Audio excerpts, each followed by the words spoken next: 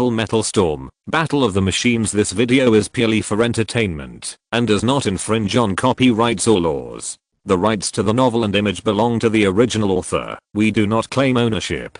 Don't like waiting and want to listen to this fanfic in full now? Subscribe to our Patreon, where you'll find the best fanfics. Chapter 195, King Jiuying Warrior. In the principal's office, Banji's voice was gentle. Not only that, student Luo Yan seems to be able to predict the trajectory of Tsui's movements. This is a very remarkable ability. It seems that he has discovered the deep application of the voice watching eye.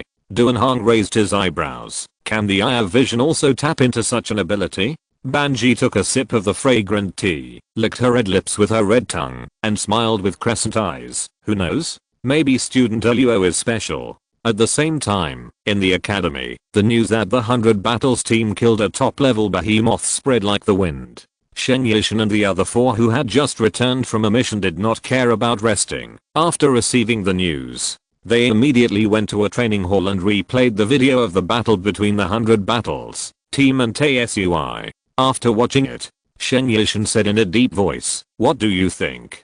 Dong Huang, who had a warrior hairstyle, said, "I thought it was enough of a headache to have a little lunatic in our team. They are all 4 of them." Ziyan, a junior student with a rounder face, nodded. "They are indeed crazy. The teacher often tells us that upper level beasts are not something we students can deal with. If we encounter them, retreat should be the priority." Not only did they not run away, they also fought desperately with the upper level beasts. Perhaps it was because of this madness that they defeated the upper level beasts. It is also because of this madness that they deserve more respect. Bei, who has pink hair and wears an eye patch, covered his mouth and said, "You have to be crazy to live. I like the way classmate Luo Yan fights desperately." Dong Huang glanced at her. "He is in the mecha. You can see it with your perspective eyes." Bei ignored him. Shen Yishan stood up and said, "In short, the performance of the 100 Battle Squad is far more dazzling than ours. But everyone, don't be discouraged. Next, there will be actual combat in the forbidden area. When the time comes, we must strive to surpass the 100 Battle Squad and bring honor to the academy." Dong Huang jumped up and said, "Of course, we can't just let those guys steal the show." Asterisk asterisk asterisk. In the evening, Luo Yan and his friends finally returned to the core headquarters. However, the squad leader called them to the office. When Luo Yan and his 4 friends arrived, they found that not only the squad leader Zheng Guangming was in the office, but also the captains of the teams in class 2. Among them was Shen Bio. Shen Bio saw them and gave them a thumbs up. Then Zheng Guangming smiled, took out a few military medals, and put them on the chests of Luo Yan and his friends. "According to the core research, we have decided to grant you for the honorary title of King Jiuying Warriors. In addition, since you killed Tsui, so its core and materials are all yours. You can make good use of these things to upgrade your mecha." Hiheo and the other 4 looked confused. What King Jiuying Warrior is, they have no idea what it is. But the core and materials of Tsui belong to them. This is exciting. This is the parts of a super level behemoth, so the value is naturally high. Zheng Guangming smiled, patted Luo Yan's shoulder, and then glanced at the faces of other team members. "This title is an affirmation of you, and at the same time, thank you for your contribution to King Jiuying City. If you are willing to come to King Jiuying City after graduation, then any one of you can serve as a team leader on the day of joining the company, and at the same time, obtain the rank of major." Hiheo wanted to say something. Zheng Guangming raised his hand and said, "This is the promise of King Jiuying City and the core headquarters. This promise is valid forever. You don't have to rush to decide. Take your time, kids. The thing you have the most is time. Okay, you've worked hard today. Go back to school and have a good rest. I've already told the school that I'll give you a day off tomorrow." Hearing about the holiday, Hiheo cheered. Luo Yan didn't feel anything. Anyway, whether it was a holiday or not, he would practice every day and didn't want to miss a day. The next day, the school really gave them a day off. Luo Yan and the others did their own things. Hiheo left school early in the morning and went around the city by himself. Sujiyu made an appointment with Liu Ruohan to go to the library. Luo Yan trained combat skills in the morning and arranged to practice visualization in the afternoon. With the marrow washing agent as a foundation and the use of spark agent every time he practiced, Luo Yan made rapid progress. At this rate, he should be able to break through before returning to Guangling. He Heo came back during lunch. Sheng Yishan and his friends came over. "Are you guys free tonight?" Sheng Yishan smiled and said, "You guys made great contributions yesterday, so we discussed it with our classmates. We plan to book a hole at Yuhei Hotel tonight to celebrate." He Heo loves the hustle and bustle and nodded when he heard it. "Okay, what time?" 7 o'clock. "At that time, I'll ask the hotel to arrange a buffet and everyone can eat and have fun." Sheng Yishan looked at his watch and said, "Okay, see you then." After the elites of Kang College left, he Heo patted his stomach and said, "Hey, a buffet tonight, then I won't eat in my middle age." Su Jiu rolled his eyes at him. "Can you be a little more ambitious?" He Heo laughed and said, "Food is the most important thing for people. The world is big, but eating is the most important thing." Luo Yan frowned. He didn't like the hustle and bustle and was about to refuse. Liu Ruohan whispered, "Student Luo, let's go together. Have you forgotten what teacher Banji said? We can't always be tense. We need to relax appropriately. Sometimes, rest is for better progress." Luo Yan looked at his client seriously and nodded. At night, because of cultivation, Luo Yan did not go with his classmates. He did not leave school until 6 o'clock and then took the cable car to Yuhei Hotel according to the navigation on his mobile phone. When he arrived near the destination, he saw a student from Kang College. The other party seemed to be much later than himself. At this time, a black car drove by like the wind and stopped at the gate of Yuhei Hotel. Young people got out of the car one by one. They were about the same age as Luo Yan and his friends. There were more than a dozen men and women. They talked and laughed loudly, and they were in high spirits. They walked towards the hotel gate. At this time, the student from Kang College was busy looking at his mobile phone. He accidentally bumped into a girl in the group. The girl looked to be in her early 20s, with long flowing hair, and wearing a purple dress, noble and elegant. After being bumped by the student from Kang College, she cried out and took several steps back. The student said sorry quickly and didn't take it to heart and was about to leave. At this time, a tall boy in the group stood up and shouted, "You dog, you walk without eyes. Do you have the responsibility to bump into Miss Lin?" The student put down his phone. "I have apologized." The tall boy sneered, "Is an apology enough? Do you know who Miss Lin is? You'd better kneel down and apologize immediately, otherwise, I will break your dog legs." Chapter 196. Is this your last words? These people seem to be of great importance. Such arrogant words. The hotel security guards did not interfere. The students of Kang College blushed and said angrily, "Don't be so arrogant." The tall young man laughed. "Why can't we be arrogant? Who gave us the capital to be arrogant?"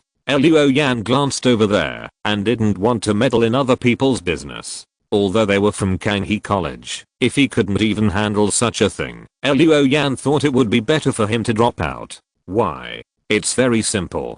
Kang College is not an ordinary school. It is a school for training mecha masters. In other schools, students can tolerate and withdraw when encountering such things. But students of the Mecha Academy can't. They will face behemoths in the future, so they must have a little bit of evil in their hearts. So Luo Yan ignored the student. He walked straight to the hotel. But at this time, someone shouted, "What are you looking at? If you want to meddle in other people's business, then you roll over and kneel down." Luo Yan stopped. His eyes were cold. Luo Yan turned around and faced those young men and women, looking at the tall young man who was pointing at him. "You called me? Nonsense." The tall young man looked disdainful. "Oh my god, your eyes are so red, and you're a dog infected with red poison. Qingyang City is not good now. Even such dirty dogs are allowed in. Hurry up, both of you. Come here, kneel down and apologize." Luo Yan said indifferently, "I only kneel to heaven, earth, and parents. You? What?" After saying that, Luo Yan didn't want to pay attention to him anymore. He turned and walked towards the hotel. He didn't like verbal disputes. Today he was just in a good mood. Otherwise, Just because he dared to ask him to kneel, Luo Yan would make him kneel for a long time. The tall young man's face was blue and purple. He originally wanted to show off in front of Miss Lin, so as to take the opportunity to show his strength. But he didn't expect a guy infected with red poison, who was obviously living at the bottom of the city, dared to mock him. His face was hot and his brain was congested. Bang, bang, bang. He rushed up. You have to kneel today. He kicked Luo Yan's knee. Bang. After the kick, the tall young man's expression instantly twisted. He mistakenly thought that he kicked a steel plate. He screamed and stepped back repeatedly. He felt that his toes had been broken. What kind of person is this? Luo Yan turned around and looked at the other person with indifferent red eyes. Then he kicked lightly. Kicked the other person's knee. Crack. The sound of bones breaking rang out on the spot, and the tall young man's legs softened, and he immediately knelt on the ground. The whole audience was silent. Those young people who were still in high spirits a second ago. At this moment, they were all stunned. They thought they were hallucinating. A grassroots dared to kick his companion's knee. Looking at his deformed knee, the tall young man's expression was ferocious under the stimulation of pain. You bastard. You dare to break my leg. I want you to die. He reached into the cup and took out a silver pistol. Before he could point the gun at Luo Yan had already reached out and pinched his neck. With a light shake, the sound of bones breaking rang out. The whole body of the tall young man flew up, and when he fell to the ground, his head drooped unnaturally to one side. His eyes were wide open, but he was no longer breathing. At this moment, the young people were furious. Are you crazy? He killed Liu. What kind of person is this? He dares to kill people in the street. In the crowd, there was a young man in his 20s, who was relatively calm. Although his face was pale, he looked at Luo Yan and walked out. As soon as he moved, a dozen people in black suits immediately came up. The young man pointed at Luo Yan. You dare to kill someone? Luo Yan said calmly. He wanted to kill me. I just fought back. Fight back. The young man laughed in anger. Okay, you dare to kill my friend in front of me, Jiuying. You are very arrogant. But you are dead. Hearing what he said, those young men and women in noble clothes nodded one after another.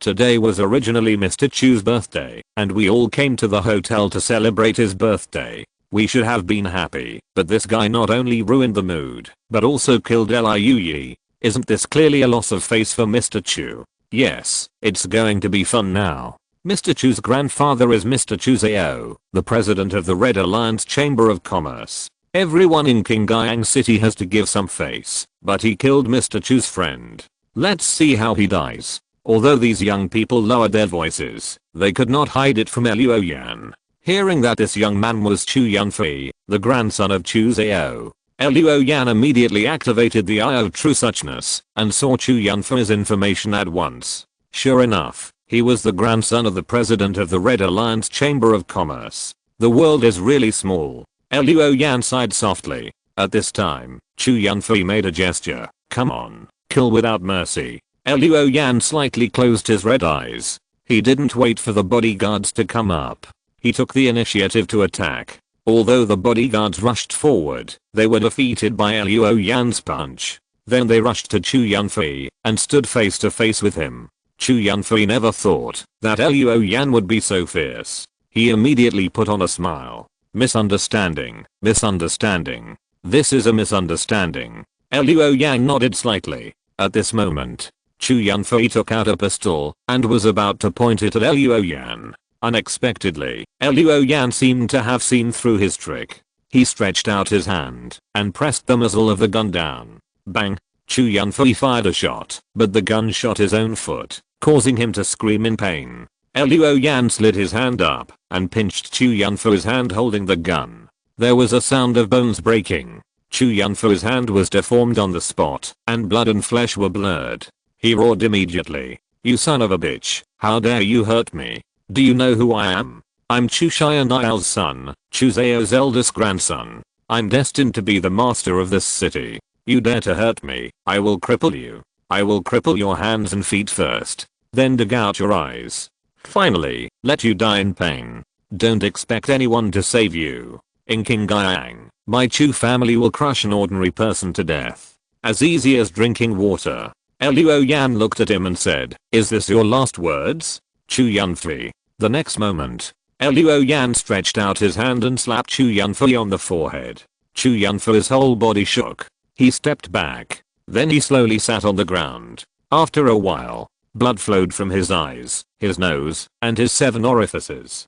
Died on the spot, outside the gate of Yuhei Hotel. It was as quiet as a cemetery. People looked at this scene in disbelief. They never dreamed that the eldest grandson of the president of the Red Alliance Chamber of Commerce would be slapped to death by someone. Who on earth is this person? How dare he be so arrogant? Exclamation mark. Is he a newborn calf that is not afraid of a tiger? Or does he have other intentions? After a full minute, some people screamed, some cursed, and some got into the car with trembling legs, desperately asking the driver to leave the scene. All because once Chu Yunfei died, Qingyang City was doomed to be in chaos. Anyone with a little bit of rationality knew that it was not advisable to stay here for a long time. At this time, He Hao, Shen Yishan and other students heard the news and rushed out of the hotel. Seeing the 2 bodies, they were all at a loss. If you're listening to this novel on a channel other than Fanfic World, it means they downloaded and uploaded it without effort. We cordially invite you to visit our channel, Mundo Fanfic Novelos. There you'll find the original version of this story and you can explore many other novels of various genres. We're waiting for you to immerse yourself in a world of incredible novels. Chapter 197. Who dares to take him away? Shen Yishan reacted quickly. After being stunned for a moment, he immediately took out his mobile phone and called the core headquarters. At this time, Yuhei Hotel and Chu Yunfei's bodyguards also called the police. Luo Yan stood still. Standing with his hands behind his back, he looked around. He didn't plan to leave. If such a big thing is not solved, he can't go anywhere. Seeing that he didn't leave, the bodyguards didn't dare to come up to take people. After all, there were 2 corpses in front. Who dared to move rashly? Soon, the situation in Qingyang City changed suddenly. Cars came roaring in. The first to arrive was naturally Chu Yunfei's father, Chu Xianyao. He was originally meeting guests at home, but he never thought that a bolt from the blue would explode. His son was killed by someone on the way to celebrate his birthday. Chu Xianyao is now furious, and his eyes are about to spit fire. But after all, he is a man who has seen the wind and waves, and he is very restrained. He knows that it is not appropriate for him to show up at this time, lest he be used by someone with ulterior motives, and seize the opportunity to attack the Chu family. Came to the vicinity of the scene. Sitting in the car, Chu Xianyao made a call and gritted his teeth and said, I don't care what you do. Tonight, justice must be done to my son. The person who answered the phone was submissive and kept saying yes. In addition to Chu Xianyao, another number of vehicles from the local security bureau came roaring in. More than a dozen cars surrounded the entrance of Yuhei Hotel. Qingyang City rarely has such a scene, which immediately attracted onlookers, and some people took the opportunity to broadcast it live on the public network. At this time, Luo Yan was the center of attention. His face was calm, as if he didn't know that he had been surrounded. The security guards were fully armed and carried guns and ammunition. After getting out of the car, they used the car as a cover and pointed their guns at Luo Yan. A captain held a loudspeaker and shouted to Luo Yan, you have been surrounded. Now, I arrest you on suspicion of murder. Please cooperate with our work. Otherwise, we have the right to shoot you. Luo Yan did not respond. Shen Yishan's voice suddenly came from above his head. The 3rd-year student had already used his own divine treasure sky feather to condense a pair of translucent wings behind him, floating in the air and shouting, stop, there must be a misunderstanding. This student is an exchange student from our Kanghe College.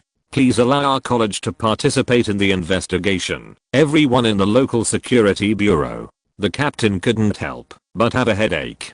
Kanghe College is not an ordinary school. It is a college that specializes in training mecha masters. It has a lot of weight in the underground city. But at this time, his Bluetooth headset sounded, don't worry about what college it is, take him away first. Mr. Chu Xianyao will take care of everything. After receiving this order, The captain straightened his back. Even if it is a student of Kanghe College, he must go back with us first. What's more, it's just an exchange student. Take him away. Anyone who dares to stop him will be regarded as an accomplice. Shen Yishan couldn't help but get anxious. Luo Yang killed Chu Xianiao's son. As long as he was taken to the local security bureau. With the power of the Chu family, Luo Yan would be beaten into an unreasonable state. At this time, someone shouted, "Who dares to take him away?" The crowd parted. A group of people rushed in. All of them were wearing the uniforms of the Corps. The leader was Shen Biao, the captain of Team 5.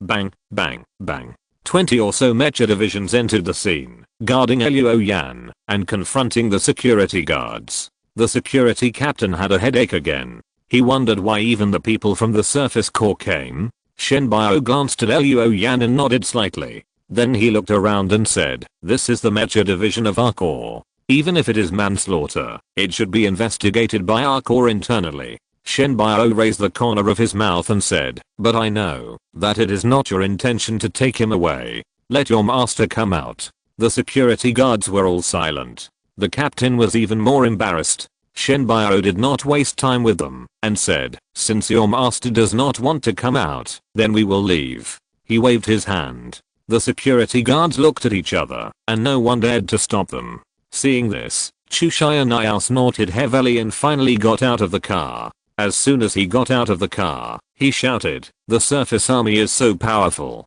The murderer who killed 2 people can be taken away as soon as he is told. There shouldn't be another department as powerful as the army in Qingyang City, right?" The security captain winked and asked his men to get out of the way. Now this stage is no longer something that small characters like them can participate in. Chu Xianiao walked over from the security guards with 3 or 5 bodyguards. Facing Chu Xianiao, Shen Biao laughed and said, "Of course. Our surface army must be the most powerful. That's because we are all people who are protecting the underground city with our lives. While you are drinking and talking about love with beautiful women, we are on the surface, risking our lives to fight the giant beasts with our heads on the line. If we are not powerful, who is? You?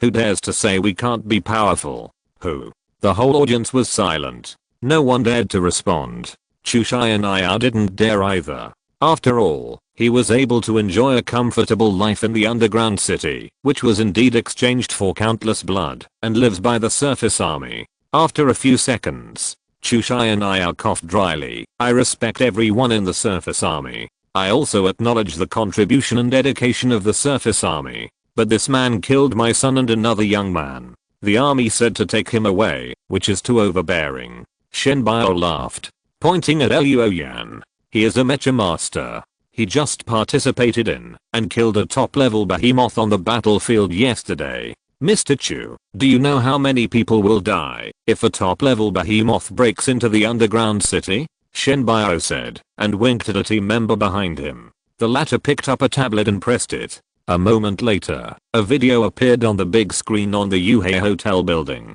In the video, it was a scene of TSUI firing high-energy beams and sweeping the surroundings. In that scene, a team of mechas that came to support were hit and exploded immediately, and the mecha master died on the spot. Downstairs of the hotel, a low cry was heard. If such destructive power happened in the underground city, it would be unimaginable. Did you see it? If this thing came to the underground city, not everyone would die, but half of the people should die. At that time, the number of casualties would be in the tens of thousands. So, this classmate Luo, just yesterday, he saved at least 10,000 people. Shen Biao said loudly, "This is his contribution, his merit. Then let's take a look at what your so-called murder is about." A new video appeared on the big screen of Yuhei Hotel again. "This is the footage we retrieved from the hotel and nearby surveillance cameras." Shen Biao pointed to the footage inside. In the video, Luo Yan was about to enter the hotel, but was stopped by the young man named Liu. Then the two had a conflict. Liu kicked Luo Yan first. Then Luo Yan fought back. Then Liu took out a pistol, and Luo Yan broke his neck. "Did you see it clearly? Who started it? Was it our mecha master?" Shen Biao said loudly. "Besides, our mecha master was about to enter the hotel. It was your son's idiot friends who stopped him, which led to the conflict. Chapter 198. Merits and demerits offsetting each other. After receiving Shen Yishen's call, squad leader Zheng Guangming immediately asked Shen Bio to lead the team to Yuhei Hotel. On the way here, Shen Bio used the authority of the Corps to retrieve the surveillance of the hotel and nearby roads. Get relevant information. One is to understand what Luo Yan has done. The other is to prevent the surveillance video from being tampered with. So at this moment, there is a clear video of the incident on the big screen of Yuhei Hotel. Chu Xianyao frowned. He didn't know in advance that Luo Yan was an exchange student of Kang College, nor did he know that he had participated in the core mission. If he knew one of Luo Yan's identities, he would be fully prepared. But now, it's too late to say anything. Soon. On the big screen of Yuhei Hotel, the development of the incident has come to Luo Yan and Chu Yunfei face to face. At this time, the picture freezes and zooms in, so people can see clearly. Chu Yunfei suddenly took out a pistol. What he wants to do is self-evident. Shen Bio looked at Chu Xianyao. Did you see it? Mr. Chu, your good son is just like his friends. They all want to use guns to hurt our mecha masters. Do our mecha masters have to do nothing and let your son shoot them? Is your son nobler than our mecha masters? Does your son, Chu Xianyao, have the right to shoot a King Cheng warrior? 3 consecutive questions. Chu Xianyao couldn't answer or not answer. Finally, Chu Xianyao gritted his teeth and said, even so, he shouldn't kill my son. Yunfei drew his gun, just because he was excited for a moment. He can completely subdue Yunfei. There is no need to kill people. The voice fell. Suddenly, Shen Bio quickly drew out a pistol and pointed it at Chu Xianyao. Chu Xianyao face changed immediately, and the bodyguards around him took out their pistols and pointed them at Shen Bio. Chu Xianyao then shouted, what are you going to do? Shen Bio smiled. Put away the pistol. See? You were pointed at by a gun, and you also wanted to kill me as soon as possible. We mecha divisions fight against giant beasts, and we face more life and death tests every day than you can imagine. When people like us are threatened with life, we don't think about subduing the opponent, but killing the opponent. Only by killing can we ensure our own safety. Do you think that when we face the threat of giant beasts, we don't kill it, but subdue it? Therefore, Luo Yan's reaction is completely out of habit. What's more, your son is pointing a gun at a hero who saved tens of thousands of lives. Tell me, if he doesn't deserve to die, who should die? Chu Xianyao was speechless. Shen Bio said, originally, civilians who threaten mecha divisions with guns should be held accountable. But considering that the dead are the most important, let's just let it go this time. He raised his head, looked around. Get out of the way. Whoever dares to stop me will be killed first and then reported. All mecha divisions released Yuanli fluctuations at the same time, and a storm suddenly formed and spread out in all directions. All the security guards were pale. How could they withstand such pressure and murderous aura? Their hands and feet were trembling. They dared not to stop it. Chu Xianyao was the same. He could only watch the soldiers of the Corps take Luo Yan away. After a long while, Chu Xianyao gritted his teeth and said, take away the young master's body. An hour later, in the Chu family mansion, Chu Zhao was in the newly decorated morning hall, looking at Chu Yunfei lying in the coffin, looking at his own grandson. He remembered how smart and cute this child was when he was a child.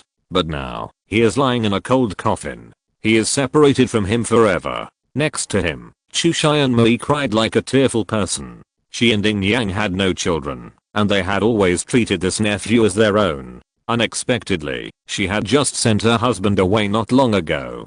Today, she watched her nephew die again. She couldn't help but feel sad. Chu Zhao had a blank expression on his face and helped his daughter up. He walked out of the morning hall and walked to the hall. Seeing his son Chu Xianyao, Chu Zhao suddenly exploded and picked up a stick to beat Chu Xianyao. I've told you 3 times to stay at home honestly during this period of time. Why didn't you listen? Well, let Yunfei out. Chu Xianyao didn't dodge. After being hit by his father's stick, he said, why didn't I listen? I also told Yunfei, but there were guests coming tonight, and I was careless for a moment. I didn't expect Yunfei to sneak out to celebrate his birthday. Yunfei is my son. Do I want him to get into trouble? Chu Xianmei helped stop her father. Dad, is it useful to beat my eldest brother now? Yunfei is dead. She gritted her teeth and said, look, it's the Seluo Yan again. He wants to kill all of our Chu family members.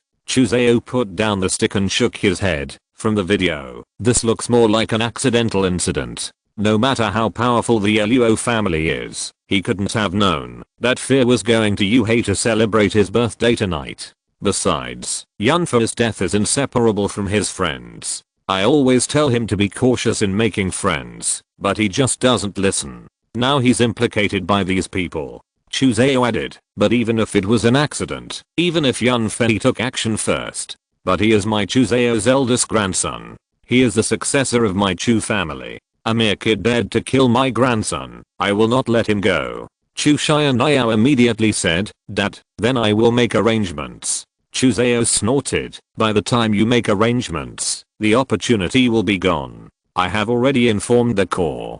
They will take back Luo Yan's title of King Jiuying warrior, and the merits and demerits will be offset. In other words, they will no longer protect this student. But if he is allowed to enter the academy and hide, he will not come out. It is difficult for us to take action in the academy. So, his trip back to the academy from the core tonight. It is the best opportunity. I have made arrangements, and now we just have to wait for the results. **** Core headquarters. The office of the second squad leader. Luo Yan met Zheng Guangming. Zheng Guangming smiled bitterly, then said, it's alright now. Of course, on the surface. Whether the Chu family will do something secretly, no one can guarantee it. Luo Yan nodded. Zheng Guangming continued, you have made great contributions. The core will definitely protect you. Don't say you killed in self-defense. Even if you didn't kill in self-defense, the core will protect you. Of course, if it's the latter, you will definitely be severely punished. You won't die. At least you will be skinned alive. But you were in self-defense, that's another matter. Luo Yang nodded again. Zheng Guangming smiled and said, however, even if you were defending yourself, Chu Yunfei was the one who died, and the core was also under great pressure. So here, I want to take back your honorable title of King Jiuying warrior. I hope you understand that the merits and demerits are offset by the public. The reason for doing this is that the core gets a sum of money from the Red Alliance Chamber of Commerce every year. So, at least on the surface, we need to give them an explanation. Luo Yang uttered 2 words, understanding. Zheng Guangming said again, but the previous promise to you is still valid. No matter when you want to join the core, you will still be a major. You will get the reward you deserve, and it will not be reduced. Luo Yan nodded. Zheng Guangming sighed and said, the Chu family has a huge influence in King Jiuying. There is Chu Zhao in the business circle and Chu Mo in the official city. Recently, you'd better stay in the academy, and don't walk around casually. If there is a mission or academy activity, it's best not to act alone. Okay. Nothing for the time being, you can go back. Be careful on the road. Luo Yan nodded. Left the core headquarters. Chapter 199 Bad Habits. Aerial cable car. Luo Yan took it alone and returned to Kang College. At this time, the phone rang. It was Guan Qi's call. Luo Yan answered. Guan Qi's slightly ethereal voice sounded, I thought you were a low-key person. Luo Yan smiled. This is a different time. Guan Qi said, I watched the video. Your incident was an accident. Did you suddenly decide, after knowing Chu Yunfei's identity? Luo Yan said calmly, even if he is not Chu Yunfei, usually people who point guns at me will not have a good end. It's a habit. Guan Qi was silent, and then said, killing Chu Yunfei should not be as simple as, just because he is a member of the Chu family, right? Do you want Chu Zhao to make a mistake impulsively? Luo Yan looked out the window. King Jiuying under the night sky, the lights flickering, a unique beauty. It's easy to kill Ding Yang, but it won't be that easy to touch Chu Zhao. Luo Yan said softly, he keeps a nest of poisonous snakes. Now that his eldest grandson has been killed, he will probably be furious. On the other hand, he has secretly informed the core. The core has also made it clear that it will no longer protect me. If I were Chu Zhao, I wouldn't let me go back to the academy. Then, on the way back to the academy, there will probably be a few poisonous snakes waiting for me. These snakes are usually with Chuseao. They don't go out often. They should be out of their holes now. It's easier to deal with poisonous snakes out of their holes than in their nests, Guanqi said, but even if you can deal with those poisonous snakes, it's still not easy to touch Chuseao. She paused, then said, are you trying to show Han Dancing how worthy you are? You have another purpose, in killing Chu Yunfei tonight. Do you want to lure Han Dancing out as well? Luo Yan said calmly, even if Chuseao doesn't have that nest of poisonous snakes anymore, he still has a younger brother who is the secretary for finance. I'm weak and alone. Although I can rely on the core and the academy, there is no deep connection after all. Once deep-seated interests are involved, it will be like tonight. Although they will protect me temporarily, they won't protect me forever. I need a helper. Han Dancing is a good candidate. But from the information you provided, if I take the initiative to find him, he may not pay attention to me. He started from scratch, and people like him believe in themselves more. Besides, if I go to him, he will feel that he is being used. Will a person like him be willing to be used as a knife by others? No. Guanqi took over the conversation. I understand. You killed Chu Yunfei and made a big fuss about it. Han Dancing will definitely know about it. He has already paid attention to you by now. If you can survive the revenge of the Chu family tonight, and even kill a few poisonous snakes, Han Dancing will think you are worth using. He will take the initiative to approach you to use you to attack the Chu family. He thinks you are the prey, and he is the hunter. But he doesn't know that you are just a hunter who disguises himself as the prey. Luo Yan shook his head. I'm not a hunter either. I'm just using Han Dancing and He wants to borrow my knife to kill Chuseao. I want to use his power to contain Chuemo. I just lower my profile to make this happen faster. Guanqi said immediately, I understand. If the Red Alliance Chamber of Commerce is hit, the power of R9 Phoenix will be easier to infiltrate. I will give you some help in this matter. 3. Guanqi continued, the first service is to start with providing an escape route. My suggestion is that the primary goal tonight is to arrive at the academy safely. As for the poisonous snakes, kill them if you can, and don't force it if you can't. It's also good to put some pressure on Han Dancing. We can't let him get away with nothing, and just bear the pressure from Chuemo. Luo Yan nodded, and then he found a bad habit. He was too used to solving problems by himself. Even though he thought of asking Han Dancing to join him, he still wanted to solve all the problems by himself. Guanqi was right. As long as he could survive tonight, it would be enough for Han Dancing to look at him with new eyes. There was no need to prove anything by killing the poisonous snake. Leaving some problems for Han Dancing to deal with was the right answer. Guanqi continued, as for the escape route, I think it's better to enter the downtown area. The reason is that no matter how arrogant the Chu family is, they dare not fight in the downtown area. Otherwise, it will cross the bottom line of the core. The core will never allow anyone to hunt down the Mecha division openly. The Mecha division is the foundation of the core. If the Mecha division is not protected, how can the core operate? Luo Yan thought it made sense. Guanqi said, you get off the cable car at the next stop. I will immediately plan the route and send it to your phone. Remember to receive it. Also, there is a sword under your seat in the cable car. It's not what you are used to, and it's not a heavy weapon. But it's better than facing the enemy with bare hands. Luo Yan was surprised again. Guanqi actually had such preparations. And it seemed that she told him about these preparations after she was about to participate in this matter. It was him who made her feel that it was worth investing. Otherwise, Guanqi would not say anything. This phone call was just to find out the truth. The call ended. Luo Yan was about to get up when he suddenly caught a glimpse of a red light in the corner of his eye. Sniper? Luo Yan crouched down suddenly. Now it was at least 2 minutes before reaching the next stop. The cable car was in the air again. It can be said that Luo Yan had no possibility of avoiding sniping. At this time, he envied Shen Yishan's divine possession. Although Kangyu could not provide direct combat power, it allowed Shen Yishan to ignore most of the terrain environment. Bang! The window of the cable car burst, and as expected, the attack began. Liu Yan immediately opened the seat and took out a simple black long sword from the compartment below. He pulled it open, and the sword was shining like snow, and its edge was exposed. Although it was not a heavy weapon, it was also a sharp weapon. With the weapon in hand, Liu Yan felt a little relieved. At this moment, he heard a whistling sound. At this moment, Liu Yan's face changed. Could it be a rocket launcher? At this moment, something crashed into the window of the aerial cable car. But it was not a shell. It was a smoke bomb.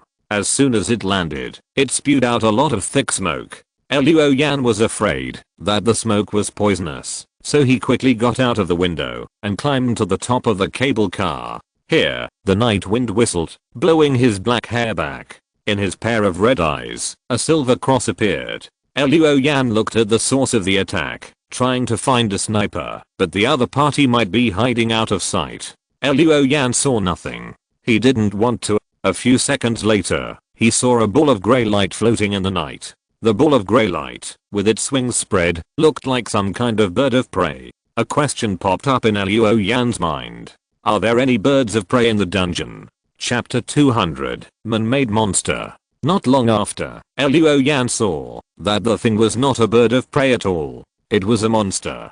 According to the data obtained from the Eye of Truth, the thing was nearly 3 meters long and generally human-shaped. It had bat-like wings on its back. When the wings were fully spread, the wingspan was more than 5 meters. It had a head that looked like a human, but also had bat features. It had long arms and legs. It was grayish blue and hairless. On the left shoulder, there was a number imprint.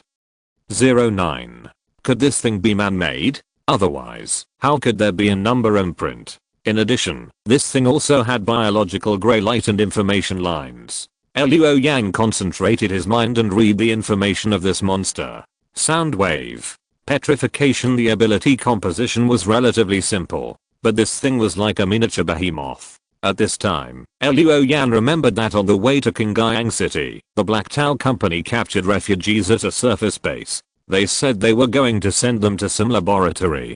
Could it be that this monster came from the so-called laboratory? Was Chu Zhao still doing some illegal research behind the scenes? One question after another passed through his mind. But now, Liu Yan had no time to think about these questions. A monster like a gargoyle came. It pounced on the aerial cable car and opened its mouth to let out a silent roar. Although no sound was heard, circles of sound waves visible to the naked eye appeared in the space and quickly spread toward the aerial cable car. Liu Yan jumped up, as if he had forgotten that he was in midair, at least 50 meters above the ground. The sound waves enveloped the cable car. In an instant, the aerial cable car shook violently, the windows burst and splashed, and the body of the car deformed. It was as if it was being kneaded hard by an invisible giant. At the same time, Liu Yan fell down with all his strength. But he landed on the back of the gargoyle. He used the light body model, or Prophet.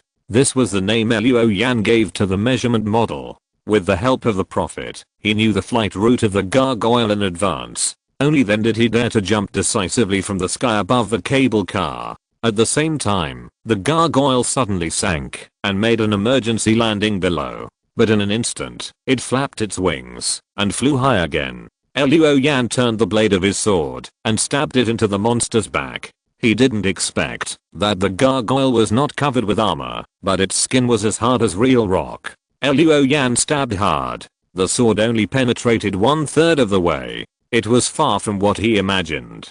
The gargoyle screamed in pain, but its speed increased instead of slowing down, and it was almost vertical to the ground. Liu Yan could only hold the hilt tightly and let himself hang on the monster. Suddenly, the gargoyle spun around, and immediately, Liu Yan was thrown out with a sword.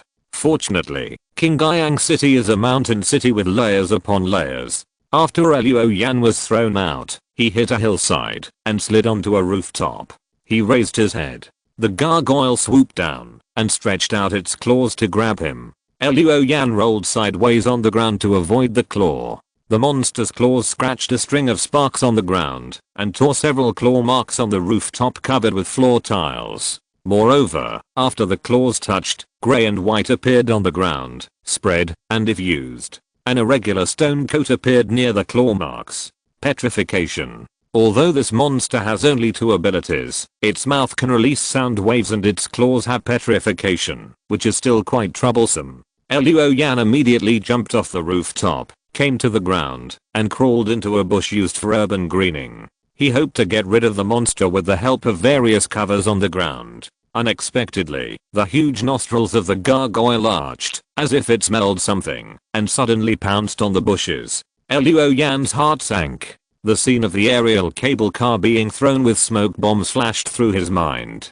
Could it be that the smoke was not poisonous, but had a special smell? Could it be used by this monster to lock and track? There was no time to think about it. Luo Yan left the bushes, jumped out from a hillside, and landed on a red sloping roof. At this time, the phone rang, and he had received the route map sent by Guanqi. Luo Yan ran quickly, jumping from one roof to another. The houses here are close together. Although it is not a busy city, the distance between the houses is less than 1 meter. He can easily jump and run on various roofs and be a night walker who flies high and low. At the same time, Luo Yan took out his mobile phone and memorized the route map. The wind was whistling behind him. Luo Yan looked back. He saw that the monster opened its mouth and roared silently again. Under the sound wave cover, it landed on the roofs one after another, causing the sloping roofs to deform and explode one after another. The residents in the house screamed and looked out. The gargoyle flew all the way, raising a series of undulating stone waves. It was about to catch up with Luo Yan. Luo Yan suddenly jumped off the building, landed in an alley. Above his head, the gargoyle whizzed past, and the roof fragments blown up by the sound wave fell like raindrops. But Luo Yan had already come to a mountain road. Someone happened to be riding a motorcycle on the mountain road. Luo Yan reached out and lifted the rider off the motorcycle. Amid the screams of the riders, Luo Yan grabbed the motorcycle with his other hand and used the force to pull himself up. Then he turned the throttle. The front wheel of the motorcycle lifted up and then fell heavily. Then he drove towards the downtown at lightning speed. After driving for a while, Luo Yan saw a blue-gray shadow in the rear-view mirror. The gargoyle was chasing again. In a blink of an eye, the downtown was in sight. Luo Yan rushed in at once and followed Guanqi's route and rushed into a memorial archway. Behind the quaint memorial archway was a pedestrian street, and it was the busiest time of the street. There were all kinds of night stalls on both sides of the street, and people came and went. Luo Yan drove the motorcycle and crashed in, which immediately caused people to scream and curse. Luo Yan ignored it and looked in the rear-view mirror. The gargoyle did not chase him. He thought that the Chu family was still cautious. This thought just came to mind. There was a sudden whoosh sound above his head. Then a strong wind blew, causing the skirts of countless girls on the street to lift up, causing a burst of exclamations. At the same time, many men crashed into street lamps. Luo Yan looked up. It was the gargoyle that passed quickly from high in the sky, then turned back on the other side of the street and rushed to the ground. What is that? A monster. The long street was in chaos. People went into the houses and shops on both sides to seek protection. Luo Yan didn't expect the Chu family to be so crazy that the monster chased into the downtown. At this time, the monster opened its mouth and roared, releasing sound waves, causing the bluestone bricks on the deserted street to explode, and a wave of stones rolled towards Luo Yan. Luo Yan twisted the throttle to the limit, and the motorcycle roared and rushed over. When it was about to hit, Luo Yan suddenly lifted the front of the motorcycle, and then jumped out of the motorcycle. Under the action of inertia, the motorcycle flew over the stone waves with a whoosh, and crashed into the sound waves. The body of the motorcycle suddenly deformed, and there was a flash of fire, followed by a violent explosion. The gargoyle was blown away, and fell heavily to the ground, unable to get up for a while. Luo Yan turned around and ran, while circulating the energy in his body, to make it work in a certain way. Chapter 201, The Host. The ground of the long street. After the gargoyle used sonic waves to plow the ground, the bluestone slabs on the street were almost completely lifted up. The monster lay on the ground, as if it was knocked unconscious, with its eyes closed. Soon, its 2 black eyeballs turned open again. Then it jumped into the air and flapped its wings. Its two big nostrils sniffed something hard, and it turned its head suddenly to look, and its sight fell on the ancient archway at the entrance of the pedestrian street. Luo Yan climbed up at some point. The gargoyle suddenly rushed into the air, and then turned, and rushed diagonally towards the archway. Luo Yan raised his long sword expressionlessly, calculating the distance. When the gargoyle entered the attack range, Yuan Li suddenly burst out. In an instant, the monster instinctively felt a strong sense of crisis, and at the same time, Luo Yan's long sword slashed from a distance.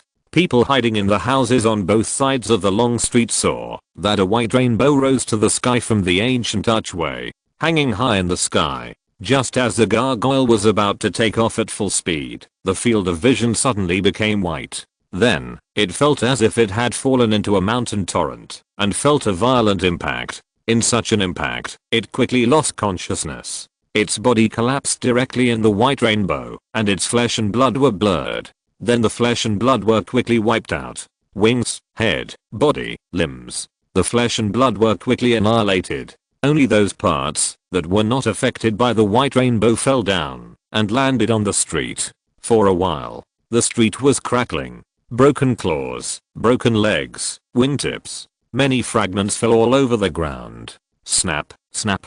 People bravely walked out of the building and took pictures with their mobile phones, and quickly put these photos on the public network of the underground city and on various communication platforms. Shock. A monster appeared on the pedestrian street in Jingkao, District 4. Something big has happened. A monster appeared on the pedestrian street. Look what I took pictures of. The man on the archway is so handsome. He killed the monster with one sword and protected us. Love it. Various posts quickly occupied the public network, and a number of views soared. On the archway, Luo Yan's phone rang. Guan Qi called. At the same time, on a building not far from the pedestrian street, on a sloping roof, someone half knelt on the ridge and was putting down a tactical telescope. Then he said, "Subject number 9 has been killed. As planned, the target used the secret skill." The voice fell. A deep voice sounded in his headset. According to previous records, his cultivation is not enough to support the use of unique skills twice in a short period of time. He thought that he could escape our pursuit by running into the downtown area. I can only say that he is too naive. It is true that there are many people in the downtown area, but with more people, there will be chaos and confusion. Such an environment is more convenient for assassination. Next, according to the plan, we disguise ourselves as passers-by and attack when we get close to him. Get ready immediately. This was the voice of the leader Cobra. The one responsible for monitoring the pedestrian street was Rattlesnake. The man suddenly said, "Wait. It's strange. Why doesn't the target leave?" He raised the telescope. In the camera, Luo Yan just got down from the archway, but did not leave. Just a moment passed. There were already vehicles from the local security bureau with sirens blaring and lights flashing. They drove towards the pedestrian street. Then, another female voice sounded in the headset. "Boss, there is movement over the core." The person responsible for monitoring over there reported that a vehicle has just left the core. After a moment of silence in the headset, the leader, Cobra, exclaimed, "Could it be that he intends to use number 9 to turn the tables?" Just as Cobra thought, Luo Yan did not leave. After killing the gargoyle, the appearance of a monster in the downtown naturally attracted the attention of the local security bureau. The local security bureau is affiliated with the Ministry of Security. Although it has little power, it is an official staff. What Luo Yan has to do is to use the incident of killing the monster to get in touch with the official staff. In this way, if the Chu family wants to take further action, they must be prepared for a conflict with the official. Of course, this is not enough. So Luo Yan also called the core and reported the matter of the gargoyle. The core can stand idly by and watch the conflict between him and the Chu family, but they cannot sit idly by and watch the artificial monster appear in the dungeon. These are two different things. In this way, as a witness and killer of the artificial monster, Luo Yan will naturally be taken away to facilitate the investigation. Once he is taken away by the core, at least, the Chu family will not have the opportunity to take action tonight. The Chu family's assassins want to use this artificial monster to consume Luo Yan's power. Luo Yan, in turn, used this monster to win the conditions for official asylum for himself. Soon, the security guards from the local security bureau arrived. Luo Yan took them to the scene of the monster's death. The security guards quickly set up a cordon nearby and took photos of the monster's fragments for evidence. At the same time, they received a call from the Corps. They asked Luo Yan to be temporarily protected. The Corps quickly came to pick him up. Seeing this scene, the venomous snakes were silent. It seems that we have to retreat temporarily. The leader Cobra said, "It is difficult for us to intervene in this situation now. Boss, how about letting me try?" A female voice sounded in the communication channel. "This is the only female among the Chu family's death squad, codenamed 100 Steps Snake. I can interview the target as a reporter and wait for an opportunity to kill him. Don't worry, I won't let him die suddenly. I can poison him and let him die on the road." After thinking about it, Cobra said, "Okay, but you have to be careful." "I understand." Asterisk asterisk asterisk in the center of the long street, Luo Yan was resting in the cordon. At the same time, he waited for the troops to arrive. His figure was seen by a pair of eyes. 100 Step Snake. She was about 25 or 26 years old, wearing an orange long coat, a press card, and a handbag. The handbag contained a pistol, a poison blade, and several bottles of highly toxic liquids. In Venomous Snake, she was good at using poison and was proficient in mixing poisons. Once the poison she prepared took effect, even gods could not save her. At this time, 100 Step Snake looked at her nail art, these artificial nails for decoration. There is a special toxin in it. This toxin can penetrate into the body through the pores, even if it just touches the skin. It will not take effect immediately, and there is a latent period of 30 minutes to an hour. But once it takes effect, the poisoned person will immediately fester and die. This is like a time bomb in the poison. It is also one of the most proud masterpieces of 100 Step Snake.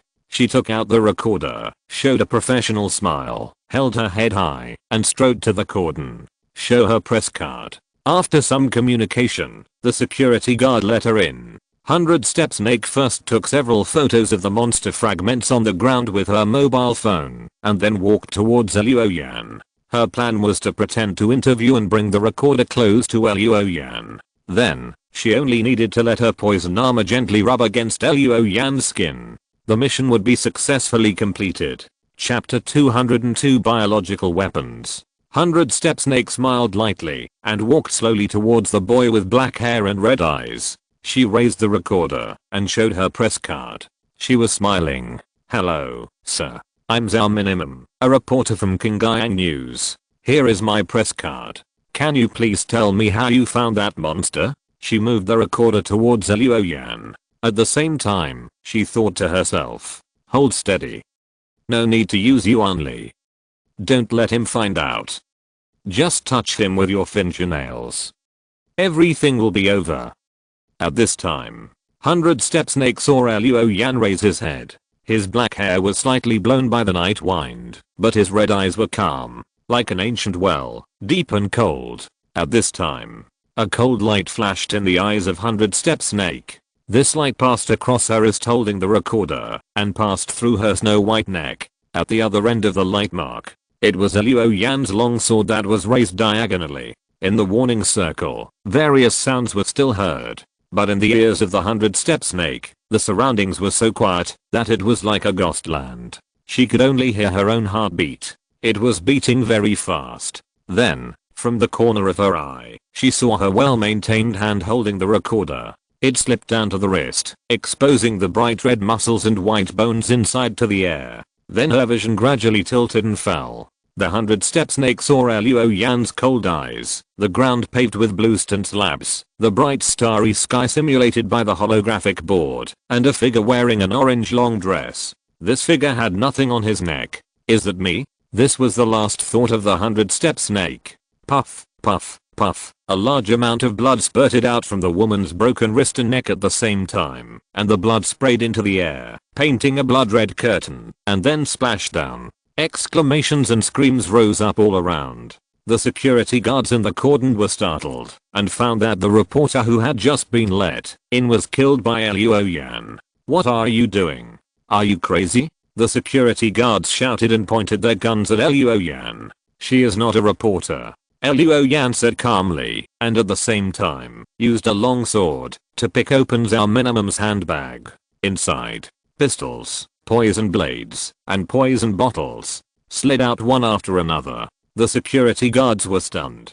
The captain waved his hand and asked the team members to put down their guns. After all, which serious reporter would put these things in a handbag? It was just that the captain wondered how Luo Yan knew that this woman was not a reporter. Of course he didn't know. The vigilance made Luo Yan maintain the eye of true suchness and continue to read the voices of the people around him. Even these security guards, each of them was read by him at least 3 times. If it wasn't for confirming that these people had nothing to do with the Chu family, how could Luo Yan feel at ease to stay in the cordon? In this case, a reporter suddenly appeared. Luo Yan naturally would not neglect it. Looking at the eye of true suchness, nothing can escape.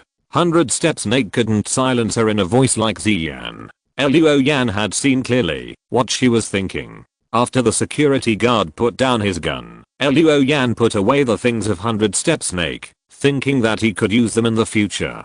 Just as he did all this, there was a break sound. Then Shen Bio led a team of people into the cordon. Seeing the body on the ground, he smiled and said to Luo Yan, "It's really lively tonight." Luo Yan shook off the blood beads on the sword and smiled rarely. Who said it wasn't? Asterisk asterisk asterisk Chu's mansion. In the hall, Chu Zhao, Chu Xianyao, Chu Xianmei, all were waiting for news in the hall. At this time, Chu Zhao's cell phone rang. He answered it immediately. Chu Xianyao and his sister immediately looked at their father. Seeing the expression on their father's face gradually solemn, their hearts sank slowly. When Chu Zhao put down his phone, Chu Xianyao immediately asked, "How is it, Dad? Is that Luo kid dead?" Chu Zhao slowly exhaled and shook his head heavily. He was taken back by the core. Chu Xianmei immediately jumped up and screamed, "Didn't the core promise not to interfere in this matter? Why did they take that kid back again?" Chu Zhao sighed. "It's hard to explain in a few words. In short, this student is much more difficult than I thought. Tonight, not only is he fine, and he got involved with Amin." Chu Xianmei was stunned. "What? Amin is dead too? He killed her?" Chu Zhao nodded, "And this is very strange.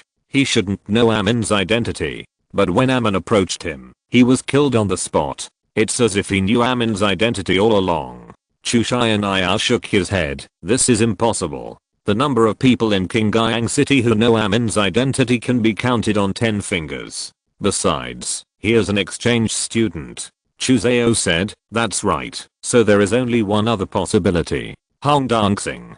Chu Xianmei widened her eyes. "Dad, are you saying that the Han guy is secretly helping that kid?" Without waiting for Chu Zhao to respond, Chu Xianyao said, "It's indeed possible. This Han has been against us for a long time. If it weren't for my second uncle, he would have come to kill us long ago. Something happened to Yun Fei tonight, and the whole city is in turmoil. There's no reason why Han Dancing didn't know. This bastard, he wants to take the opportunity to deal with our Chu family." Chu Zhao stood up and said, "Anyway, starting tomorrow, we have to be careful. Han Dancing may join forces with that student, surnamed Luo, to deal with our Chu family. You all stay here for the next few days and are not allowed to go anywhere. Fear's funeral should be handled simply. Don't make a big fuss, so as not to give others an opportunity to take advantage of it. After this crisis is over, we will compensate Fear properly. Hey." With a sigh, Chu Zhao looked like he had aged 10 years. Asterisk asterisk asterisk Luo Yan didn't return to Kang College until the next morning, and it was Shen Bio and others who sent him back. Last night, the court took him and the remains of the monster away and analyzed them overnight. The results of the analysis were amazing.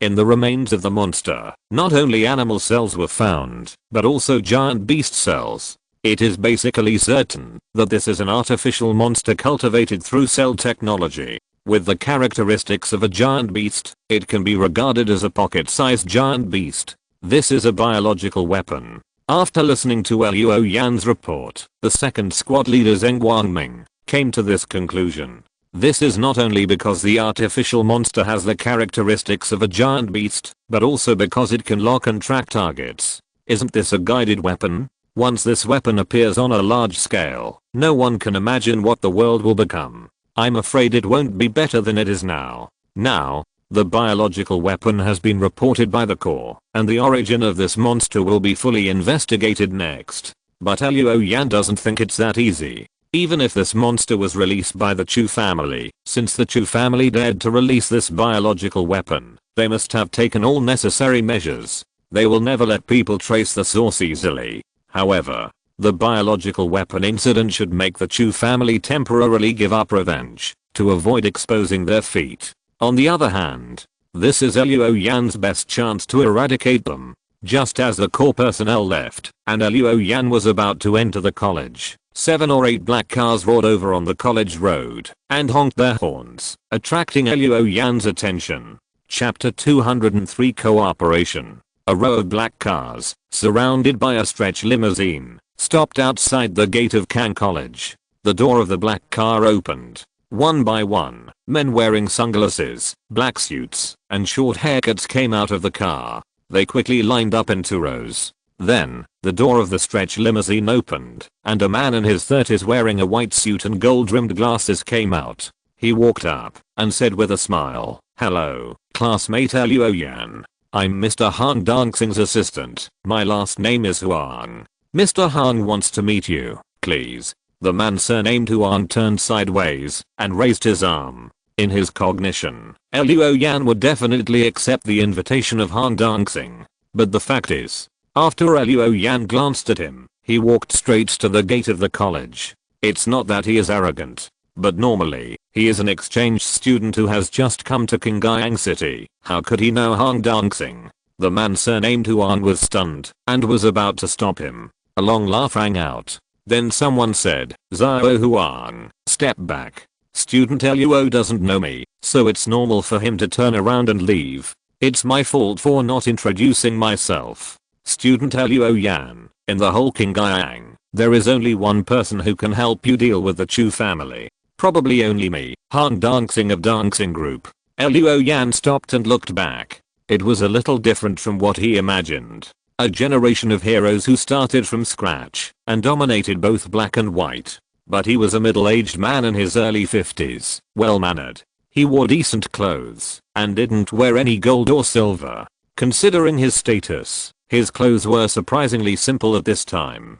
"Come, let's chat." Luo Yan was silent for a moment before turning around and walking away. A moment later, in the stretched luxury car, Luo Yan sat opposite Han Dancing. In addition to them, there were 2 women with supermodel-like figures in the car. Moreover, they looked like twins. One of the twin sisters boiled water, and the other made tea. Their movements were smooth and pleasing to the eye. Han Dancing introduced with a smile, "These are the sisters Xiaorao and Xiaomeng." Luo Yan looked straight ahead, intently looking at Han Dancing, ignoring the beautiful couple in the carriage. Han Dancing's eyes flickered. He smiled. Student Luo killed Chu Yunfei with a palm strike last night, which shocked the whole city. But he also got himself killed, you know. Luo Yan nodded gently. Han Dancing continued, "I have been dealing with Chu Zhao for half my life, and I know him very well. Chu Yunfei is his grandson. He will never swallow his anger.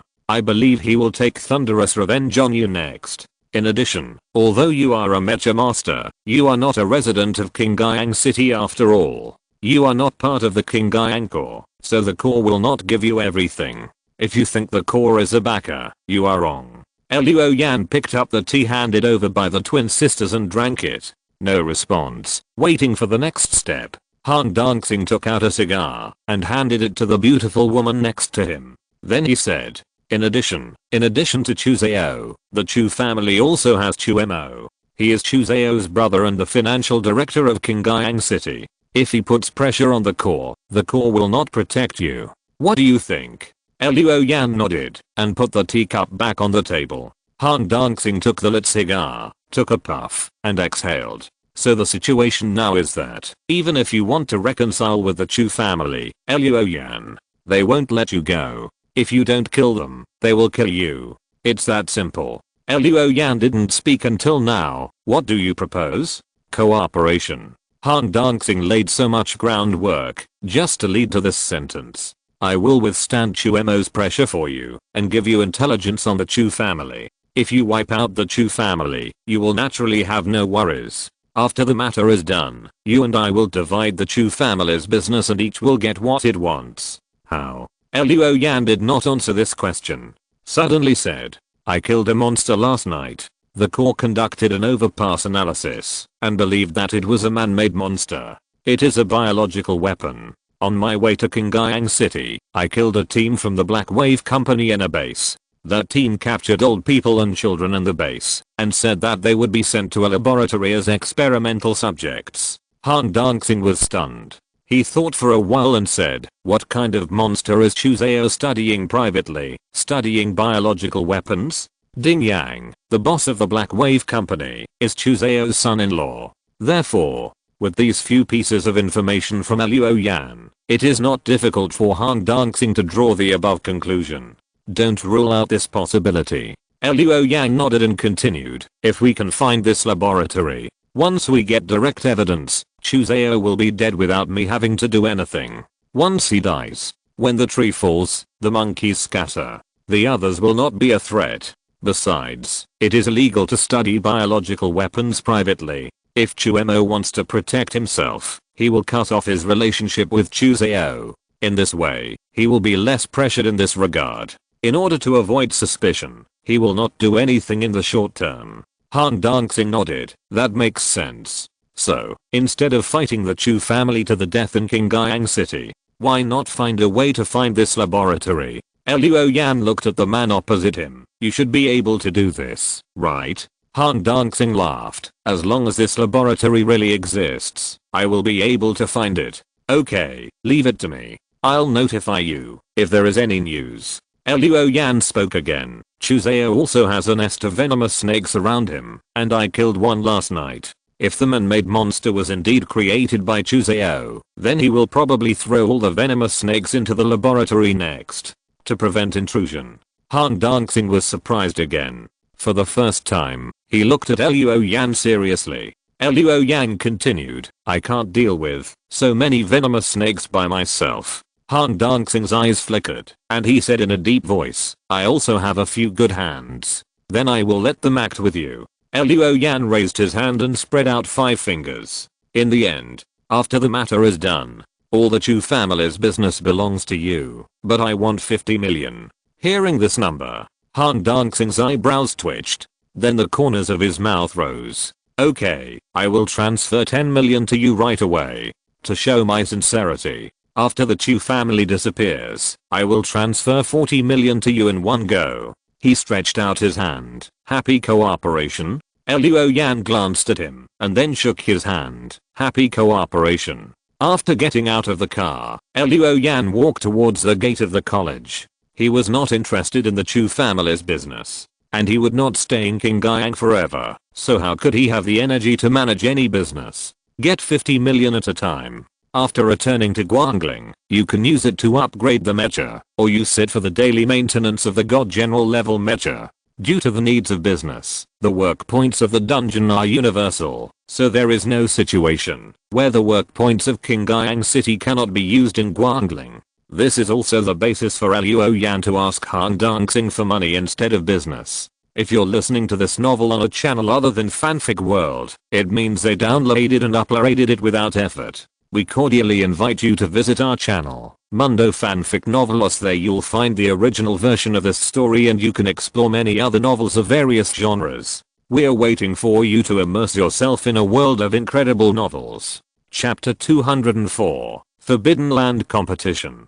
In the stretched limousine. After Luo Yan left, Han Dongxing made a phone call, and just as he put down his phone, the 2 sisters came over, one on each side. One pressed Han Dongxing's thigh, the other rubbed his shoulders. Then, one said, Master Hong, that kid is too greedy. He actually dared to ask you for 50 million. The other also said, that's right. Master Han cooperates with him, because he thinks highly of him. He really thinks he is a big shot. The two sisters said one after another. Master Hung, this kind of greedy kid can't be kept. And if he dares to deal with the Chu family today, he will dare to deal with you tomorrow. After you use him, let's deal with him as well. To avoid more trouble, Han Dongxing closed his eyes and said slowly, "Are you done?" The two sisters heard his bad tone, lowered their heads, and dared not speak. Han Dongxing said lightly, "Do you know what I like about you?" Without waiting for the sisters to answer,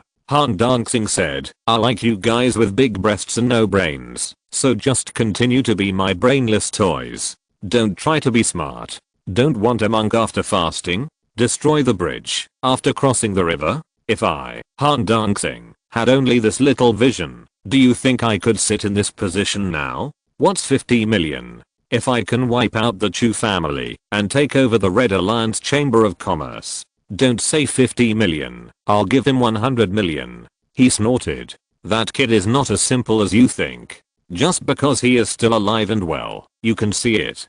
Don't you think about what he did last night? He killed Chu Yunfei. If it were you, don't even think about living to this day. I'm surprised you can live for an hour. You don't know anything, but you dare to whisper in my ear. If it happens again, get out of here. The two sisters were so scared that they said yes again and again. Asterisk asterisk asterisk Kang College. After returning to school, Luo Yan met Xiaoshi. "It's good that you're back." Xiaoshi did not blame Luo Yan for killing Chu Yunfei with his palm, which caused a sensation in the city. Instead, he circled Luo Yan twice, confirmed that he was not injured, and breathed a sigh of relief.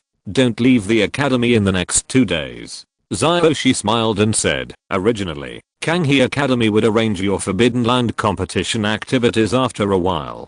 But now, this activity has to be advanced, so that you can leave Qingyang to avoid the limelight. So in 2 days, you will go to the Forbidden Land. You should practice and prepare in the academy in the next 2 days." He took a tablet computer and gave it to Luo Yan. "The information about the Forbidden Land is here. Others have already known it.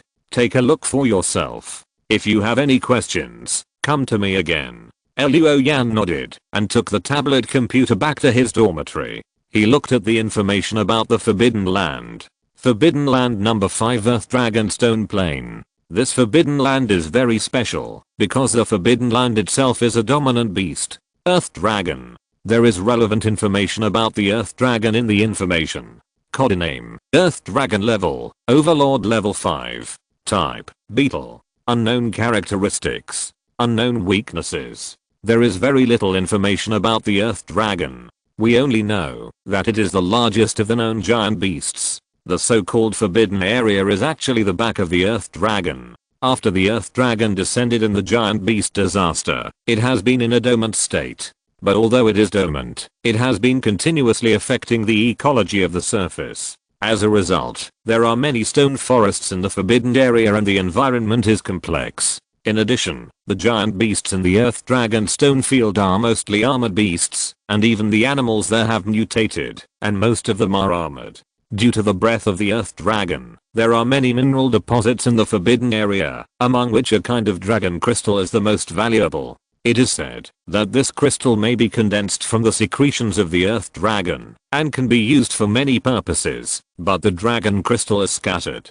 It is impossible to mine effectively, and this crystal can only be recovered through the exploration of various exploration groups, adventurers and other personnel. After reading these materials, Luo Yan put down the tablet, adjusted it, and began to practice. With the operation of viewing mountains and seas, the moisture in the air increased significantly. Unconsciously, the phantom of the primordial spirit emerged again, and opened its arms to absorb. Let streams of water vapor flow towards it, and converge into the dragon condensed from water vapor swimming on the figure. With the influx of more water vapor, the image of the dragon gradually became clear, and the scales gradually emerged on its blurred outline. The originally divergent and illusory shape also condensed a little, and the edges of the shape gradually became clear. As the shape of the dragon gradually became clearer and rich in details, Luo Yan's absorption of yuan li and water vapor also increased. There is no doubt that this has significantly improved his practice speed. 2 days passed in a blink of an eye. This day is the day to set off for the Forbidden Area. After Luo Yan had breakfast, he went to the playground with Hiheo and others. A school bus was already parked on the playground. Sheng Yishan and his 4 companions came from another direction, carrying large and small bags. "Everyone is here," a soft voice sounded. It was Banji, who had taught everyone the tea ceremony before. Today, this beautiful teacher did not wear a cheongsam, but a fitted camouflaged combat uniform. Her hair was also tied up, which made her look less charming and more heroic. Xiaoxi and 2 other male teachers followed behind. They are both referees and protectors of the competition. With their participation, Luo Yan basically does not have to worry about the Chu family causing trouble for him. "Get on the bus." Banji gave an order, and the teachers and students got on the bus. The school bus drove out of the academy. Luo Yan, Sheng Yishan and other students' mechs will be picked up by special personnel at the parking warehouse of the core headquarters, loaded and driven away. They will meet up with them on the surface. In the car, Banji picked up a microphone and said, "This time we are going to Area 11 of the Forbidden Area. Although this area is relatively safe, it is very close to the dangerous area, so you must not be careless. As for the content of the competition, it is to clean up the dragon lizards. Earth dragons lay eggs in spring every year and hatch in summer. Thus, dragon lizards are born, and after hatching, the dragon lizards will try to leave Area 11. Even if they leave the forbidden area, if left alone, they will not only become giant beasts, but may also evolve into new earth dragons. Therefore, regular cleaning is required every year." Another teacher took a tablet computer and said while watching, "Earth dragons lay about 100 dragon lizard eggs every year, and it is not difficult to clean them up. The difficulty lies in poachers. Dragon lizards are full of treasures, and there will always be poachers at this time. Therefore, when cleaning up, in addition to dragon lizards, your opponents must also deal with poachers." Chapter 205 Division of Labor. It seemed that the students of Kang Academy were also participating in such an activity for the first time. So Deng Huan raised his hand and asked, "Teacher, what is our attitude towards poachers?" Banji smiled with her eyebrows curved. "One warning, if it is invalid, shoot to death. Of course, this is based on the premise that your own safety can be guaranteed. If you think the other party threatens you, you can kill them immediately without warning." Bei, who had pink hair tied in twin ponytails, covered her mouth and a blush appeared on her little face. "Hehehe, you can kill people." Ziyan, who had some baby fat and a pretty face, touched Bei's head. "Don't be so happy, Xiao Bei." Bei covered his mouth and nodded repeatedly. Deng Huang, who had a warrior hairstyle, covered his forehead with his hand and said, "Little lunatic, don't kill us too much." Sheng Yishan glanced at him with a slightly reproachful look. Deng Huang shrugged his shoulders. "I just reminded her." Luo Yang couldn't help but look at Bei. "I always felt that there should be many stories about this girl, but he was not interested in knowing." At this time, a teacher from Kanghe Academy coughed dryly. "In addition to poachers, you also have to be careful of giant beasts. Dragon lizards are delicious food and supreme tonic for giant beasts. Eating a large number of dragon lizards can promote their individual evolution. Therefore, once the dragon lizards break their shells, they will definitely attract giant beasts." Hiheo clashed his fists and said, "So, it will be lively at that time." Sujiyu said with a headache, "We have to clean up the dragon lizards, guard against poachers, and deal with giant beasts. It's hard not to be lively." "That's right." Banji smiled charmingly. "So when cleaning up the homework, it really tests your allocation and cooperation ability.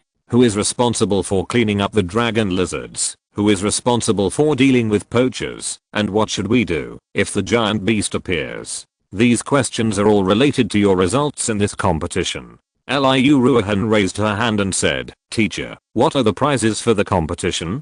Xiaoxi smiled and said, "Mecha upgrade materials, advanced visualization techniques, secret methods and credits, etc." Luo Yan thought about it.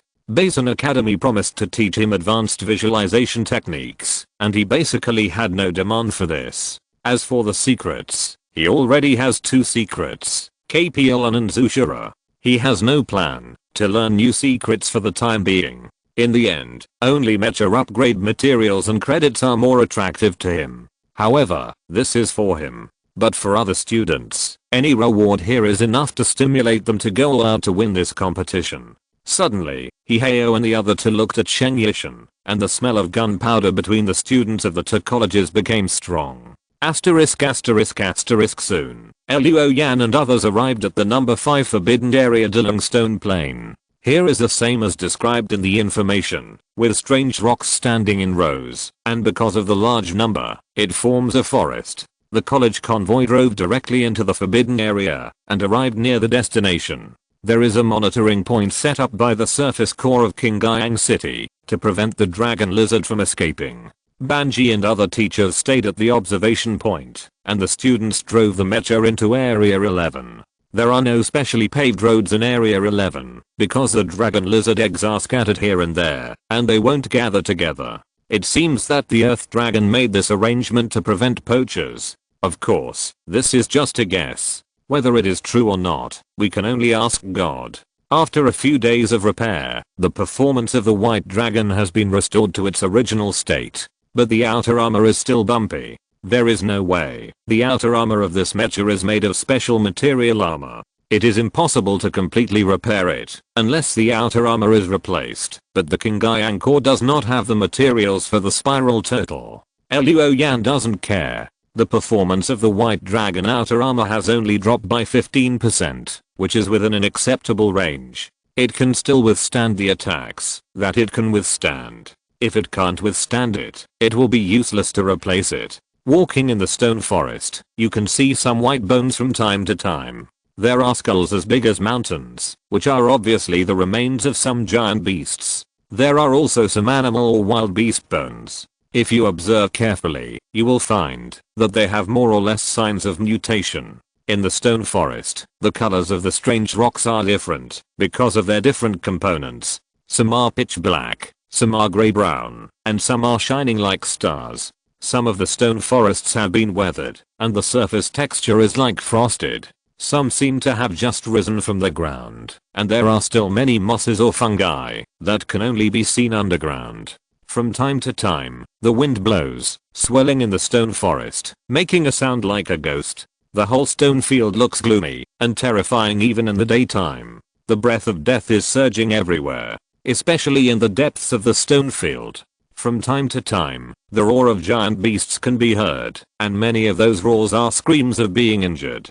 It seems that in this place, the giant beasts are far more violent than those in other forbidden areas. It is said that this is one of the effects of the breath of the Earth Dragon. You shouldn't have forgotten it. The teacher said that, if there is an earthquake, you must be careful, because it may be the Earth Dragon turning over. Although it won't really turn over, at this time, the Earth Dragon is very sensitive to everything happening in the outside world. Some overly intense actions will cause it to attack. If there is an earthquake, keep quiet unless it is necessary. Hiheo reminded everyone in the team channel. Then, next is the division of labor in the team. Luo Yan, you are responsible for dealing with poachers. You are a natural resonance, and can operate separately from the machine. My idea is that you pretend to be a poacher and act on the ground, and use your advantages to remotely control the mecha. In this way, even if there is danger, the mecha can be used to solve it.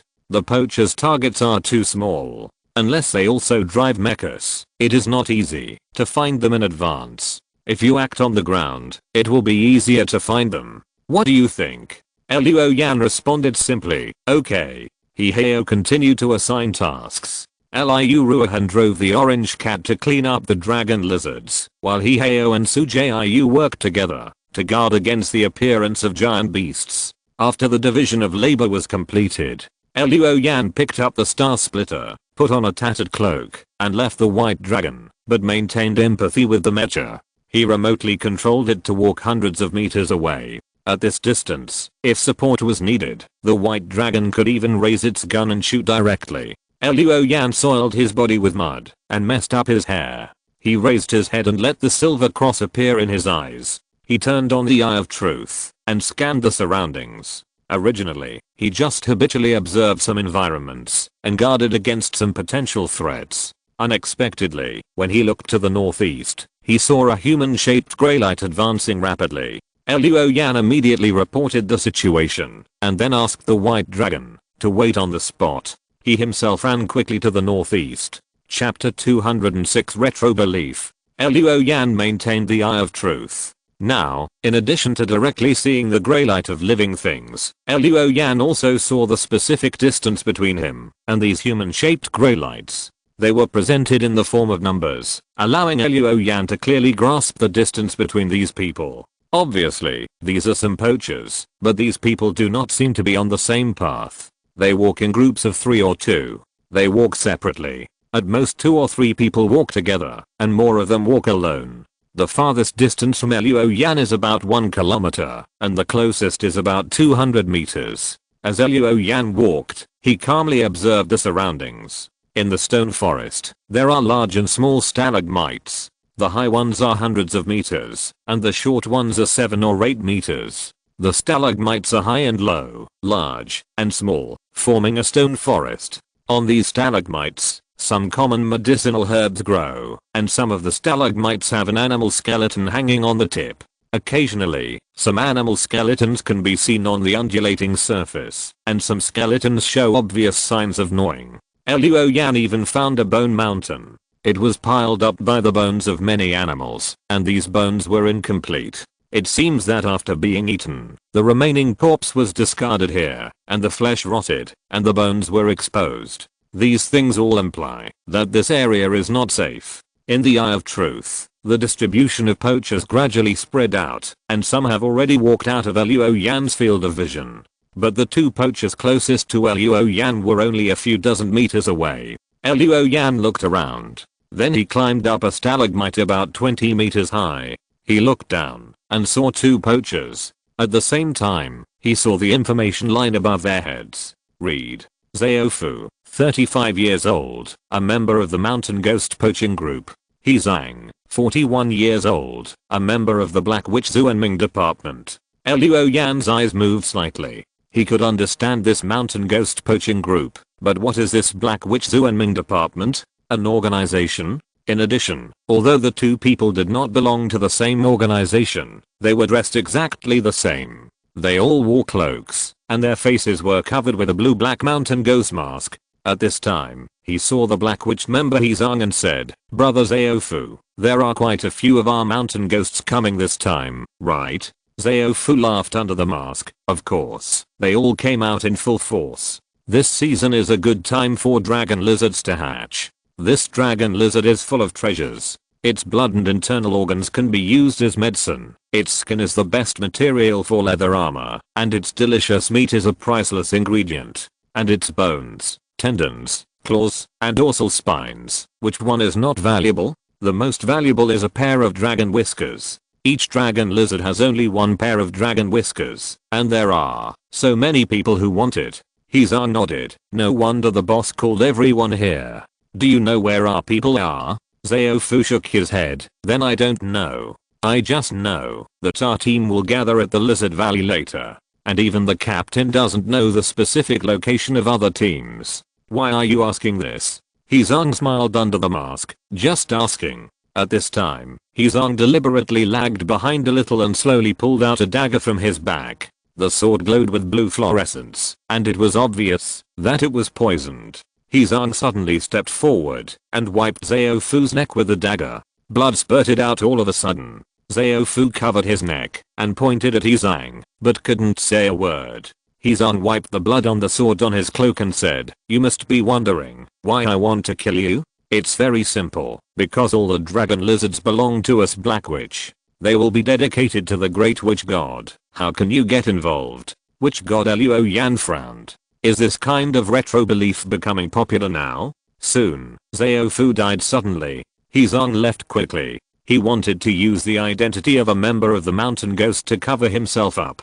Luo Yan thought about it. Sliding down the stalagmite, he came to Zhaofu's body and took off the mask. Seeing Zhaofu's eyes widened, he died with his eyes open. Luo Yan searched his body and found some potions, guns, and bullets. They were packed in a backpack embroidered with a mountain ghost pattern. He put these things away and told Heo about his discovery. At the same time, Luo Yan followed Zhang, who was some distance ahead. After walking and stopping for about an hour, Luo Yan squatted on a stalagmite at a height of 17 or 18 meters. In front of him was a valley surrounded by many stalagmites. In the valley, there were shadows. There were more than a dozen groups of human-shaped grey lights occupying different positions. Obviously, these people were squatting for the dragon lizards that were about to appear. Because in the valley, there were 2 dragon lizard eggs that emerged from the soil and exposed most of the shell. By reading the information lines of those people, Luo Yan knew. Among these people, the members of the mountain ghost poaching group were the largest, and there were 8 people in total, including Xing who pretended to be a member. The other 9 people came from different poaching organizations. Although they were scattered, they were vaguely united and confronted the mountain ghost organization from a distance. Luo Yan looked back.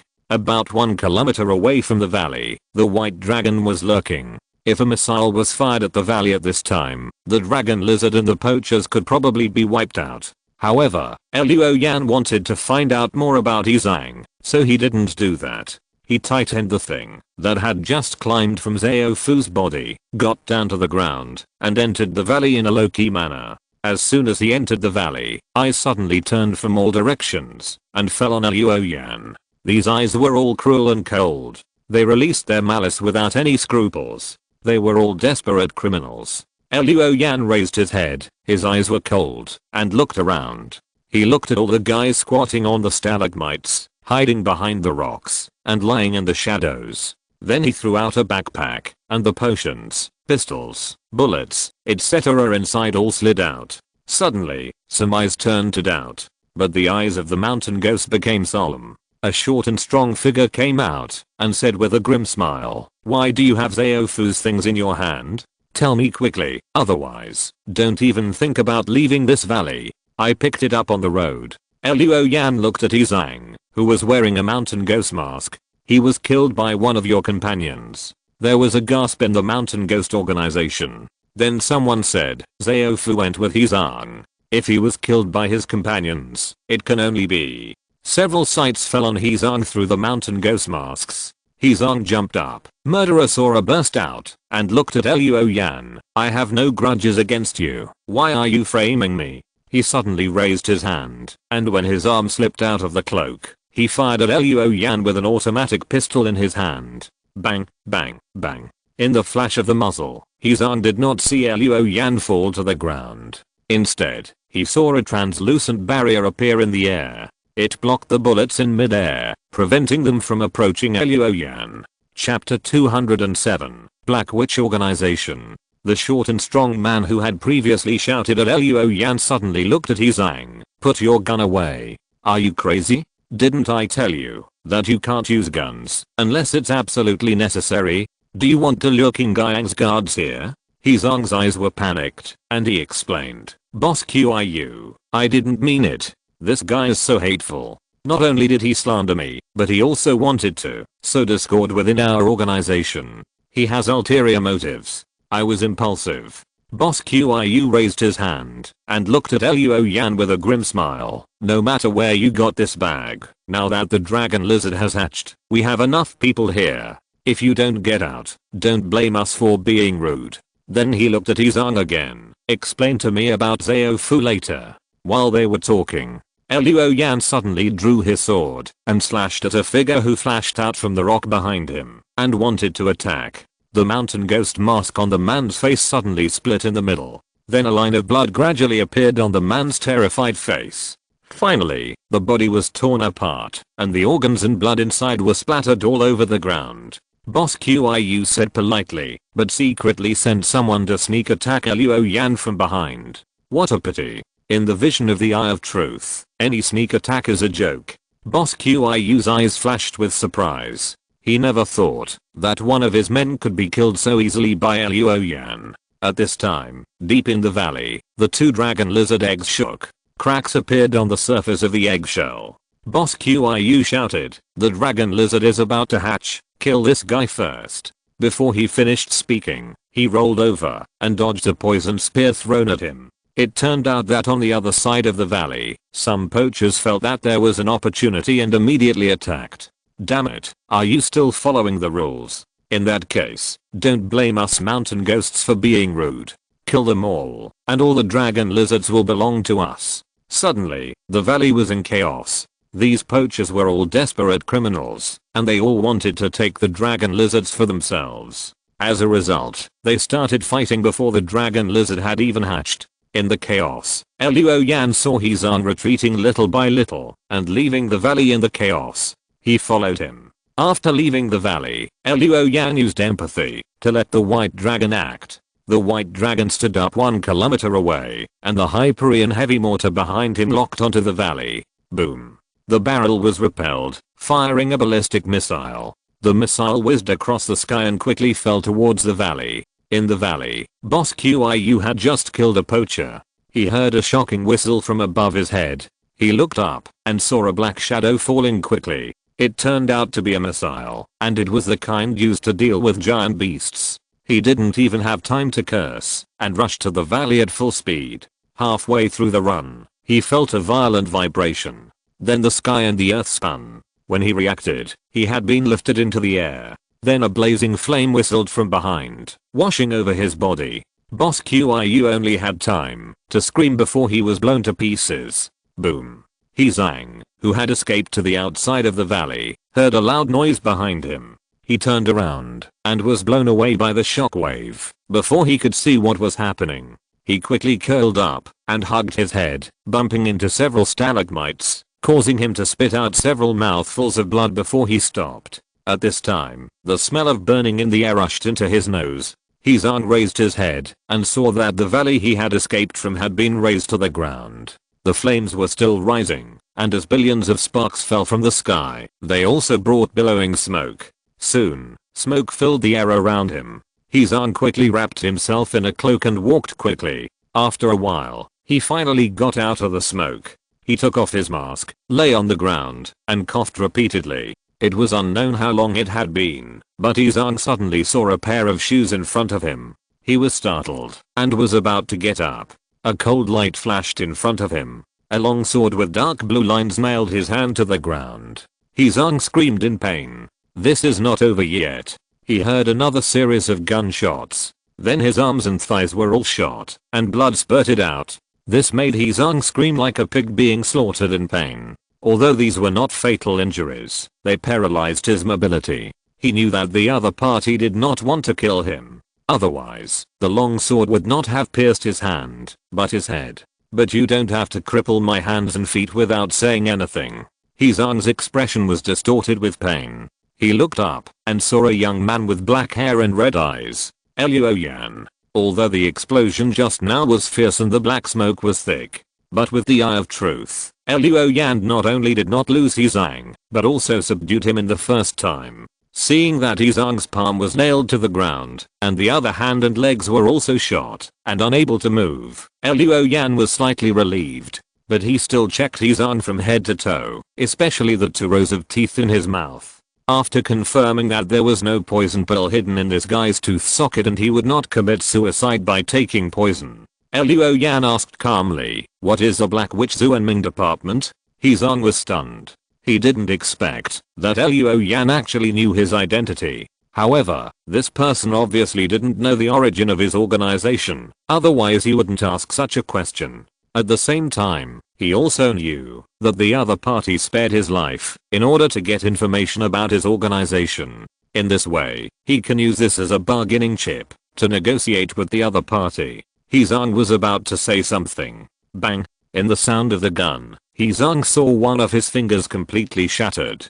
Damn it! He screamed, and then heard Luo Yan coldly say, "I don't accept any form of negotiation. Now I ask a question, you answer it. If you don't answer for more than 1 second, you will lose a finger. It doesn't matter, you still have 9 fingers. Let's take it slowly." Hizang's face turned pale, and he didn't dare to play tricks anymore. He shouted, "Don't shoot, I'll tell you everything." A moment later, Luo Yan got the information he wanted. As he expected, Black Witch is an organization. This organization believes in a witch god named Mary Bay in the Yanfu space. They believe that the giant beast is a servant of Mary Bay, and one day, the witch god will descend on the earth. At that time, all things will enter the Yambu space. What surprised Luo Yan was that this organization did not appear in recent years. Hizong has been in this organization for more than 5 years. And as far as he knows, there are members in the organization for more than 10 years. In other words, Black Witch has been established for at least more than 10 years. This organization is very large. Before the giant beast disaster, they had 12 branches all over the world. Jiuying is one of them. In addition, there are Jumang, Qiangliang, Zhu Jiuying and other branches. The heads of each branch are not the highest leaders of the organization. Above the heads, there are 9 Zhuu, 3 Xiao Siming, and 1 Da Siming. The identities of Zhuu, Xiao Siming and Da Siming, Hizong did not know. His status was too low. Let alone these high-level figures, he didn't even know who the head of the Jiuying department was. He only knew his immediate superior. Zhang Ze, captain of the 7th team of Jiuying department, is in the forbidden area at this moment. Chapter 208, Basa. Captain Zhang Ze. Luo Yan narrowed his eyes slightly. Hizong nodded. Yes, this time we infiltrated various poaching groups, and the operations of hunting or snatching dragon lizards were led by Captain Zhang Ze. But I heard that Captain Zhang Ze had another mission, but I don't know what it is. After all, I'm just a small character. I hope this guy believes me. Luo Yan looked at this message and asked, tell me the information of your captain, his level of visualization, whether he has a mecha, etc. The more detailed the better. Now his life is in the hands of others. Hizong dare not hide it. Captain Zhang Ze's level of visualization is the advanced 3rd level. He practices the skill of our Jiuying department's northern ice record. When he attacks, he brings cold air and can condense water into ice. Often, the opponent's blood will coagulate and die without knowing it. His mecha is the advanced mecha green snake, and I don't know the specific function. Brother, if you want to join our Black Witch, I can introduce you. I can talk to Captain Zhang Ze. He obviously misunderstood something. Luo Yan ignored him. He continued to ask, where are the bases of your Jiuying division and other branches? Hizong smiled bitterly and said, only the captain knows this. Really? I was stationed in some cities before the giant beast disaster, and I have never been to the branch base until now. As for the bases of other branches, I'm even less clear. But I heard that after the giant beast disaster, some branches have disappeared. Some branches, like our Jiuying division, lost a lot of personnel, so that the establishment cannot be fully staffed. Luo Yang nodded and said, last question, where is your Captain Zhang Ze now? Before Hizong could answer, there was a loud bang in the depths of the stone forest. One by one, the stalagmites were either flattened or exploded into the sky. Luo Yan looked over and saw a group of biological greylight approaching at high speed. He didn't have time to use the perspective of the white dragon to observe, and quickly pulled out the long sword that was piercing Hizong's palm. Yuanli rushed into the acupuncture points. Shiny and wheel. Use secret methods to burst out Yuanli. Get away quickly. What's wrong? Don't abandon me. Save me. Hizong yelled. He could clearly feel the ground shaking and felt that danger was approaching. He tried desperately to move his body, but at this moment, his eyes went dark. Hizong raised his head and just in time, saw that a huge and unimaginable blue-black scale armor appeared above him. Then his eyes went dark and he lost consciousness completely. As Luo Yan ran, he finally had time to connect to the white dragon. Looking through the vision of the mecha, he saw a giant snake. It was blue-black in color, covered with huge scales all over its body, and its head was blue. From the gaps between those scales, long and short white bone spurs grew. It crossed the stone forest like a mountain range, crushing everything that blocked its way forward. There was no doubt. Hizong had been crushed into a meat pie, and even the gods could not save him. The giant snake rushed towards the lizard valley that had just been bombed by missiles, and it was attracted by something and swam away madly. Luo Yan, who was doing two things at the same time. One, carelessness. Something pulled his cloak off his body, and Luo Yan immediately lifted his legs off the ground and moved quickly. He was not surprised by the change. He focused his mind on the present. Then he realized that his cloak was hooked by a bone spur between the scales of the giant snake. The snake moves so fast. The speed of this giant snake is comparable to that of a high-speed railway train. Although Luo Yan knew that his cloak was hooked. At this moment, he was stuck to a scale of the giant snake and could not move at all. In a blink of an eye, the giant snake had arrived at the valley that was bombed by missiles before. The valley was in a mess. In addition, a large area of dark red liquid appeared on the ground. Just like the blood of some giant beasts, there were even some golden lights flashing in the liquid, which was very strange. The giant snake seemed to be rushing towards the liquid. When it saw the liquid in the valley, it plunged into it. Luoyan didn't have time to react and was taken into the blood pool by the giant snake, choking on the dark red liquid several times. The liquid was extremely bitter, 10 times more bitter than any Chinese medicine decoction Luoyan had ever drunk. He quickly held his breath. At this time, the giant snake stopped moving forward and rolled in the blood pool. It was as if it was taking a bath. But this was more deadly to Luoyan than moving in a straight line. He quickly used the empathy with the white dragon to let the mecha lock on the giant snake. Boom. Another ballistic missile. There was no way. In the case of separation between man and machine, Luoyan could use empathy to control the activities of the mecha. But the person was not on the mecha, so the mecha could not use combat skills. He could only rely on the weapons equipped on the mecha to attack the giant snake. A whistling sound rang in the sky. The giant snake raised its head vigilantly, and the two-colored eyeballs on its triangular head were like burning blood-red flames. Seeing the missiles flying in the sky, it opened its mouth. Suddenly, the white bone spurs on its body all glowed red and became hot. This burned the cloak that Luoyan hung on it. Luoyan also took the opportunity to get away from the giant snake, swimming desperately towards the surface of the water. When he surfaced, I saw a black and red flame shooting up into the sky above my head, hitting the missile and detonating it. Boom. Amidst the loud noise, an orange-yellow fireball appeared in the sky. The shock wave spread to the ground, blowing the liquid around Luoyan to surge.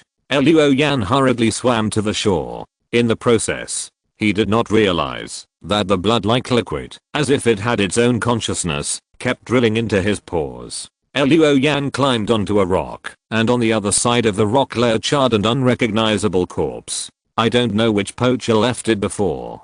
He looked back. After detonating the missile, the bone spurs on the giant snake returned to gray. The giant snake ignored the mecha in the distance, and it pounced into the liquid in the valley again, rolling happily. Luoyan took the opportunity to leave the valley. He didn't breathe a sigh of relief until he returned to the cab of the white dragon. The forbidden area is really dangerous. Even in the so-called safe zone, giant beasts can appear at any time. He remembered that he had just been soaked in an unknown liquid, and his face changed slightly. He quickly picked up a detoxifier that could relieve most toxins and injected his thigh with a syringe. Only then did he breathe a sigh of relief. Then, he used the giant beast radar to match the spectrum signal of the giant snake with the database. He soon found the relevant information. Codename, Basque level, intermediate level 4. Type, scale insect. Features, thick armor, gluttony, fire erosion, underground burrowing. The weakness is at the 7th vertebra. After taking a look at the Basque, Luoyan did not step forward to fight. He controlled the white dragon to leave. At the same time, he reported the intelligence of the Black Witch organization directly to the teachers. Busy Luoyan did not know that at this time, a blood-red shadow that looked like a dragon and a lizard quietly formed in his body. This shadow suddenly expanded, as if it spread into the invisible, and it seemed to have merged into Luoyan's body. At the same time, Luoyan felt a slight itch behind his neck, and scratched it with his hand. Chapter 209 Great. They refused to surrender. 11.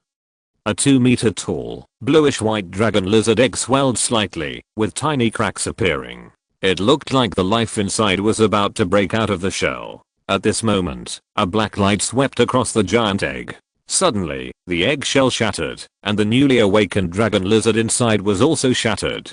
Flesh, blood, and bones fell to the ground. This made several obviously mutated stone wolves passing by step back. They raised their heads, and a figure like a god was reflected in their eyes. That was Deng Liang's mecha. It was painted black, with the shape of an ancient warrior, and wielded an equally black longsword. The only bright color was the wisps of red tassels on the helmet. It's so boring. In the cab, Deng Huang, who had a warrior's hair, said, "Can't I go fight the poachers? Cleaning the dragon lizards is not challenging at all." In the team channel, Shen laughed and said, "Don't complain. Someone has to do the work. Xian and I will deal with the giant beasts. You will be responsible for cleaning the dragon lizards, and Xiaobei will track the poachers. This division of labor is very reasonable." Xian also laughed in the channel. "Xiaobei's ability is more suitable for tracking poachers. You are very fast, but in a place with a complex environment like the Forbidden Area, it is still up to Xiaobei to find poachers." Deng Huang wanted to say something. Shen Yishan said at this time, "Xian, be careful, a giant beast has appeared." "Okay, Deng Huang. Concentrate." Deng Huang sighed. Yes, boss." A moment later, the roar of the giant beast sounded in the stone forest not far away, followed by explosions and flames. Obviously, Shen Yishan and the others had started fighting with the giant beast. Boom. A stone was shaken off the stalagmite and fell on Bei's head. The girl with pink hair tied into 2 ponytails tilted her head, letting the stone roll down by itself, and then looked at the black figure in front of her. It looked like a person, but it was actually a black cloak floating in the air, but it had a texture that made it look as if there was an invisible person holding up the cloak. In the hood of the cloak, there was also a white human face mask floating, which made it look more like a person wearing a cloak at first glance. It's just like what Dr. Chen Ran said. As long as my mind is stable enough, I can control them better. Just like Heli Wu, although it's still not complete, it can be used. Heli. I'll take off the blindfold as soon as possible. This way everyone won't be afraid of me. Bei covered his mouth with his hand, and at this time, he saw the weirdness called Heli Yuan, and a corner of the cloak fluttered. The texture was prominent, outlining an arm. This arm stretched out a finger and pointed in a direction. "Poacher?" Bei raised his hands and pretended to put on clothes. Hei Wu disappeared on the spot, then appeared above her head and put on Bei. Immediately, Bei's figure quickly disappeared into the air like a painting erased by an eraser. In a valley, evolved from a stone forest, surrounded by stalagmites, there were scattered figures. These figures were all wearing cloaks, but some wore mountain ghost masks on their faces, some were painted, and some were painted with facial makeup. They were all poachers. These people had cold and alert eyes, constantly scanning their companions. Most of the time, they looked at a dragon lizard egg in the valley. Just when the egg began to swell and cracks appeared, someone rushed towards the giant egg in the valley, but only rushed half the distance, and an iron spear was thrown into his chest with a whirring sound. The man was forced to stop. Then several people wearing mountain ghost masks stood up and shouted, "Friends, we mountain ghosts have chosen this egg. If you are willing to give it to us, we mountain ghosts will remember it in our hearts. From now on, you will be our friends." Bah. Who wants to be your friend? If you want the dragon lizard, you have to rely on your ability. Someone screamed strangely, jumped into the air, and spread his hands in the air. Suddenly, a thick colorful fog covered the mountain ghosts. Disperse. The fog is poisonous. The whole valley was in chaos. The dragon lizard had not yet hatched, and these people had already fought. Bei came here to cover his body with black nothingness, and saw this scene. He immediately covered his mouth with his hands and laughed. Hehehe. So many people. So lively. She came to the dragon lizard egg, raised her hands high, and pretended to take off her clothes. He floated up. Then someone in the valley suddenly saw a pink-haired girl next to the giant egg. Where did that girl come from? Hurry, don't let her snatch the dragon lizard. The poacher suddenly targeted Bei. At this time, Heli Wu landed on the giant egg. The dragon lizard egg just disappeared. The valley suddenly became quiet. Then someone shouted, "Kill that yellow-haired girl. Girl, hand over the egg quickly." "Okay."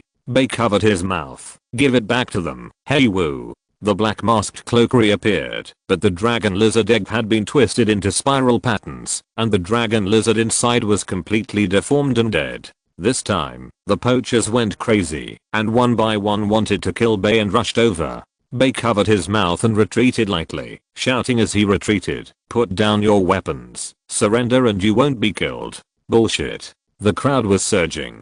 Hehehe. They won't surrender. They won't surrender.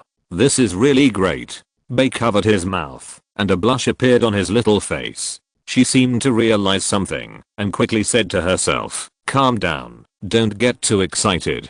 Dr. Chen said that I can't let my emotions control my actions. As she spoke, a shadow flashed behind her, and a big man waved a huge saber. He didn't show any mercy, just because Bei was a girl. He chopped down with a knife. He split Bei in half. But there was no bloody scene as imagined. The Bei that was split in half suddenly turned into a white paper man. The mouth of the paper man painted with paint raised the corners of its mouth, revealing a sinister smile. What kind of monster is this? The poachers took a step back in fear. However, the paper man caught fire and burned.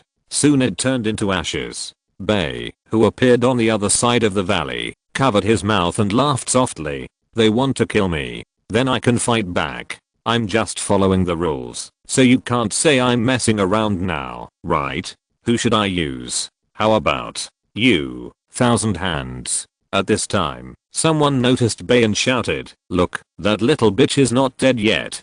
Kill her." The tall and thin man was about to rush forward, but was suddenly tripped by someone and fell to the ground. He cursed and looked down at his feet. That was his right leg. At some point, a hand made of bones grew out, and it was this thing that tripped him just now. Chapter 210, Information Report. What is this? The tall and thin poacher quickly used his sword to cut it off, and the bone hand broke with a sound. He breathed a sigh of relief. But at this moment, a small bone hand appeared in the corner of his eye, as big as a chicken claw, but with distinct joints and slender fingers. The bone hand suddenly stabbed into his eye, causing him to scream in pain.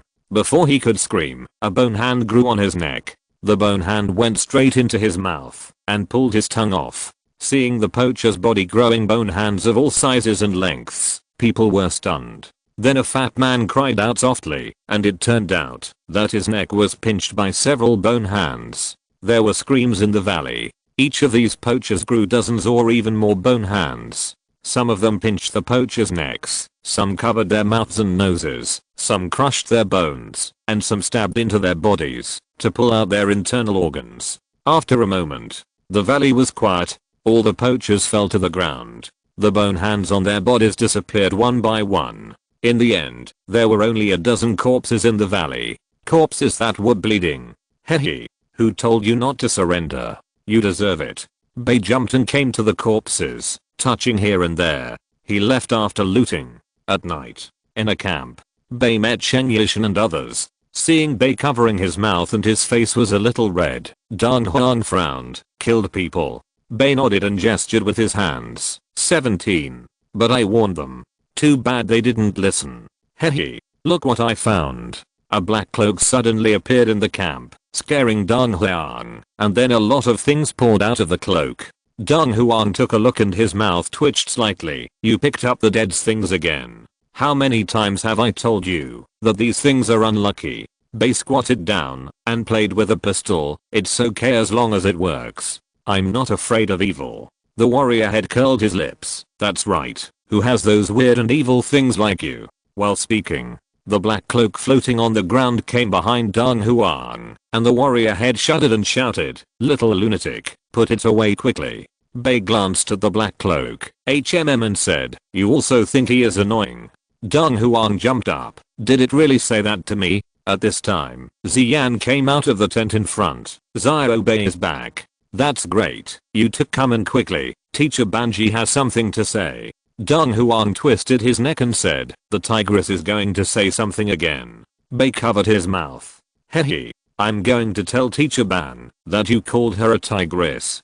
Dong Huang's face changed immediately. Arriving in the tent, Xing put a tablet computer away. On the screen, Banji said with a smile, "Little guys, do you miss your teacher? Teacher misses you very much." Ziyan stood aside with a smile. Xing was a little embarrassed and didn't know how to respond. Bei raised his hand and called out, "Teacher Ban." Dong Huang woo her covering Bei's mouth. Dong Huang smiled and said to Banji on the screen, "Good evening, teacher. It's been a day since we last met. Teacher, you're more beautiful again." Banji chuckled twice, then said seriously, "Now I have to report a piece of news. This time, a noteworthy organization has appeared among the poachers. Black Witch. They have a strict structure. Standing at the highest point is the Great Ximing, followed by the Young Ximing, Zhuu and the branch directors. They have 12 branches, but it is said that some of the branches have been destroyed in the giant beast disaster. The other branches also lost a large number of personnel, so their establishment is incomplete. Even so, now there is still a branch. A team from the Xuanming department has entered the forbidden area. Their members have infiltrated various poacher groups, and their goal is to obtain dragon lizards. However, their captain Zhang Ze may have other tasks. The reason we noticed them is because they worship a witch god named Meribei in the Yambu space. We have contacted the giant beast strategic office, and it has been confirmed that there are indeed records of such a witch god on some stone tablets or slabs unearthed in Gixu. However, the information is very little. It is impossible for ordinary civil organizations to know such information. Therefore, we speculate that the core members of the Black Witch organization should have entered Gixu, so they know it so clearly. Shen Yishan and others quickly exchanged glances. Then, Shen Yishan said, "Teacher, what can we do? If you find any members of the Black Witch organization during your mission, try to capture them alive and bring them back." Now, a team from the Qingyang Corps is also coming, and will enter the forbidden area to search for members of the Black Witch. We will try our best to cooperate with their work. This is the news I want to report to you. By the way, the information was provided by Luo Yan from Baizun Academy. For this reason, the Qingyang Corps has already recorded his merit. But this has nothing to do with the competition, so you don't have to worry, but you have to cheer up. Banji waved her fist to cheer up the students and ended the communication. Shen Yishan looked at Bei and said, "Xiao Bei, in the next few days, if you encounter poachers, try to find out their identities as much as possible. Don't kill them all." Bei couldn't help showing a headache expression, but still nodded. Then he whispered, "Student Luo is very powerful. He can even dig out such information. Hehe. I'm a little moved." Luo Yan raised his head. "Just now, I felt like I was being watched. But when I scanned the surroundings with the eye of truth, I found nothing. Then I recalled the task Xiaoshi had given him just now.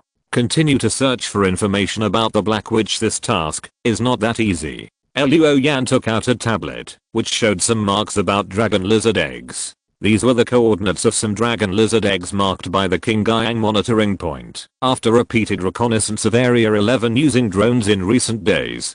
From the marks on the screen, we can see that there are more dragon lizard eggs in a stone forest on the east side, and the location is also more concentrated. Let's go here tomorrow to take a look. If the Black Witch comes for the dragon lizards, there is no reason to let this place go. Luo Yan put away the tablet, stood up, and returned to the cab of the White Dragon. Start practicing. If you're listening to this novel on a channel other than Fanfic World, it means they downloaded and uploaded it without effort. We cordially invite you to visit our channel, Mundo Fanfic Novelos. There you'll find the original version of this story and you can explore many other novels of various genres. We're waiting for you to immerse yourself in a world of incredible novels. Chapter 211 Evolution. In the cockpit of the mecha, Luo Yan was immersed in cultivation. He himself did not notice it. As he cultivated, his body was tightening and contracting on its own, and then slowly relaxing. As this process was repeated, he began to sweat all over his body. Every drop of sweat was extremely smelly, as if the impurities in Luo Yan's body were being discharged.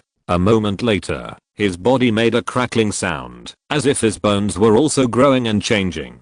As the blood vessels in his body bulged one by one, the ugly scars on Luo Yan's body turned into ferocious pythons. Shocking. Unconsciously, his flesh, his bones, and even his internal organs were undergoing some changes. But this kind of change should not happen. At the intermediate level of viewing mountains and seas, cultivation no longer tempers the body. However, at this time, Luo Yan's body was indeed changing. It became stronger, tougher, and more robust. It seemed to be gradually moving away from the level of humans and evolving into another thing. Gradually, the skin on Luo Yan's neck bulged, forming a dragon scale-like pattern. Then more skin bulged out, and their appearance made Luo Yan's body swell. His aura became more majestic, like an ancient beast. A night passed like this.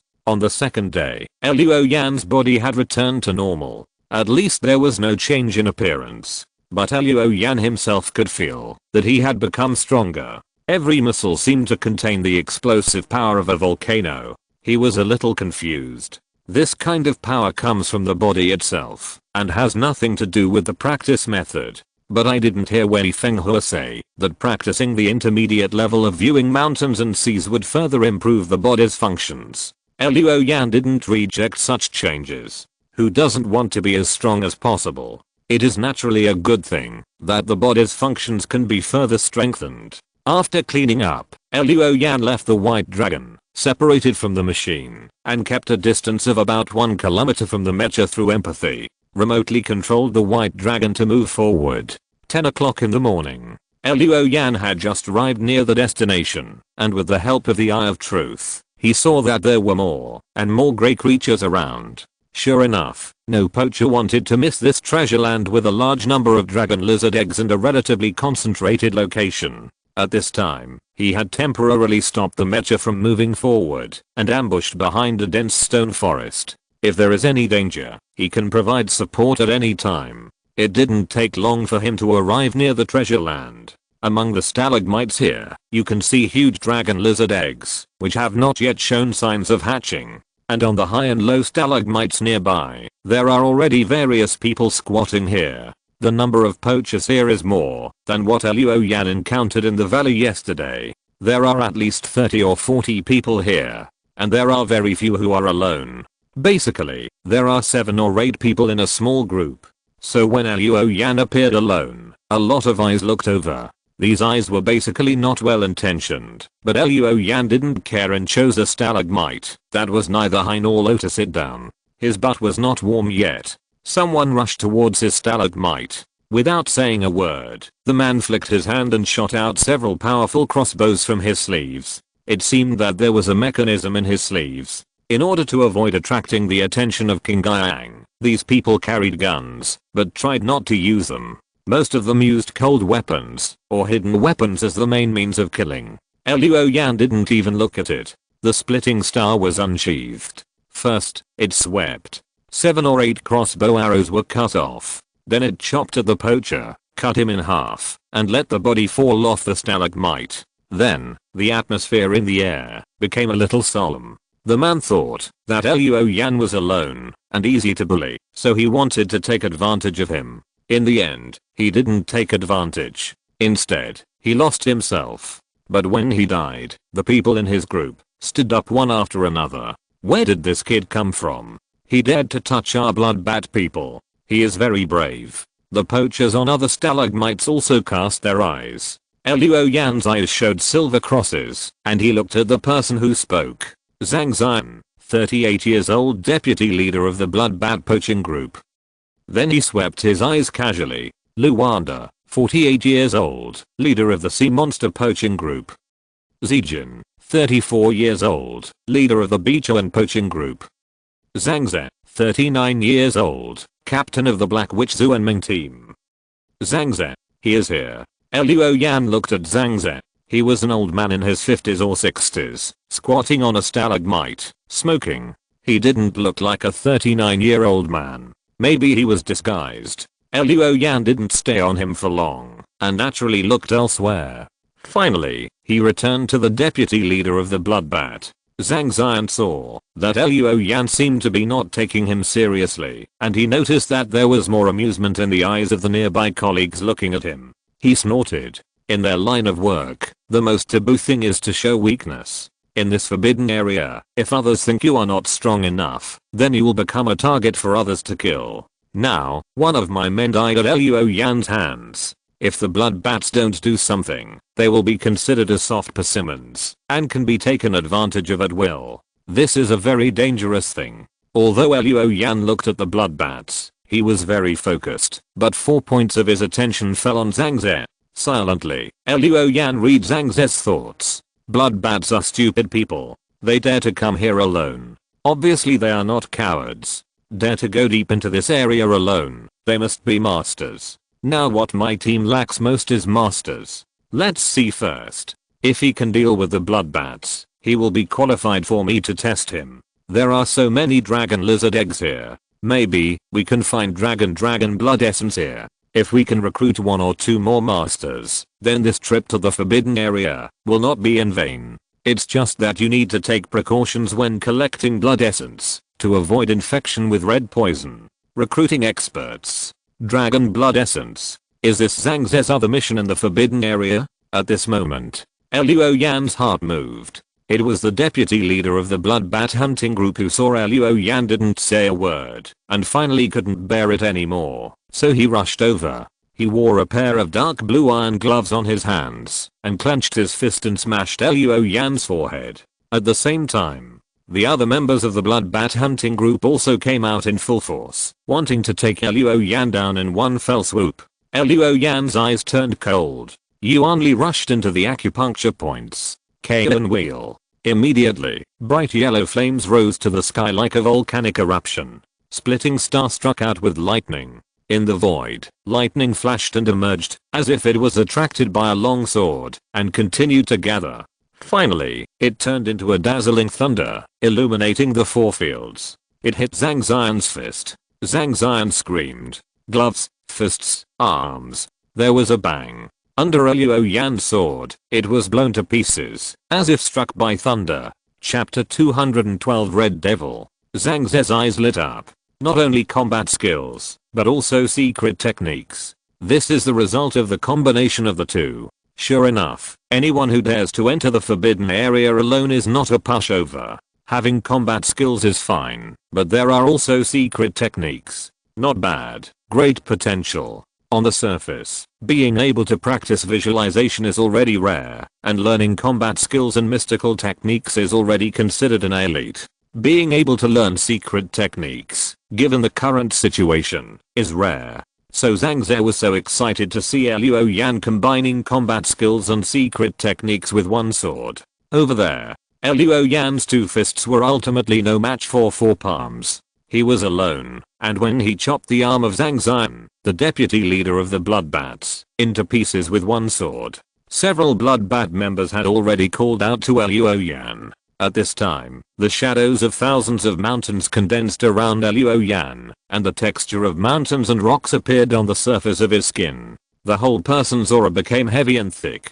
When the sword was added to his body, it was either pushed aside by the invisible water vapor, or blocked by the thick layer of Yuan Li. 5 or 6 people attacked at the same time, but none of them could break Luo Yan's defense. It was not their fault. The highest level of these people's visualization technique was only the 4th level of the primary level. Even Zhang Xian, who was at the primary level of perfection, had his arm chopped off by Luo Yan's sword. How could these minions hurt Luo Yan at all? They couldn't hurt Luo Yan. Luo Yan would not be polite. First, he knocked away the strongest Zhang Xian with his shoulder, and then the splitting star suddenly exploded. The long sword turned into a dark blue light and lifted up, causing a skinny blood bat member to be chopped open from the chest to the left shoulder by Luo Yan, spurting out a huge wave of blood. At the same time, his left elbow bent and hit a big man's face. Luo Yan originally wanted to break the opponent's nose, but he never thought that the opponent's face was as fragile as the bark of a dead tree. With a series of crisp sounds, the whole face sank and was completely deformed. At the moment when Luo Yan hit him, dragon scales quietly appeared on the skin of his elbow, and even a black stratum corneum appeared at the tip of his elbow. This made Luo Yan's attack incredibly powerful.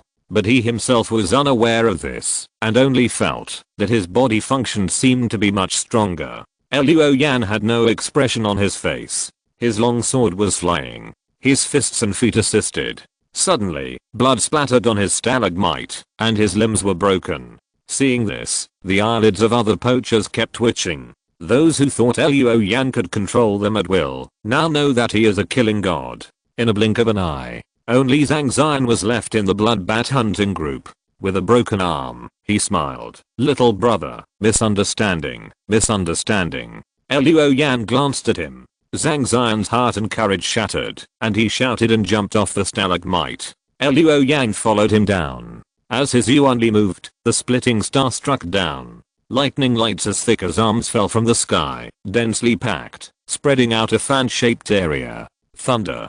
10,000 times. As soon as Zhang Ziyan landed on the ground, he was covered by lightning. He used all his remaining strength to resist. A burst of Yuanli erupted around him, and a blue scaly humanoid figure was formed. The Yuanli around him surged like a wave, resisting the lightning. Unfortunately, Zhang Ziyan's realm was originally low, and Luo Yan cut off one of his hands. Although he fought hard, he was finally broken by the lightning. He exploded in the lightning, and his body fragments were sprayed all over the ground. Everyone at the scene was silent. They didn't dare to breathe, for fear of attracting Luo Yan's attention. Luo Yan glanced around coldly, and picked up Zhang Ziyan's head, which was still intact. Then he jumped onto a clean stalagmite in the middle, threw Zhang Ziyan's head to the ground, and sat next to him without saying a word. This time, looking at Luo Yan again, the eyes of these poachers have become solemn. Everyone looks at Luo Yan and Zhang Ziyan's head with fear. Luo Yan closed his eyes and pretended to sleep, but took the opportunity to hide his hands in his cloak, to send a message to Banji. Tell them that he found Zhang Ze, the captain of the Zuanming department. Suddenly, there was wind in his ears. Luo Yan opened his eyes and saw Zhang Ze came to another stalagmite next to him.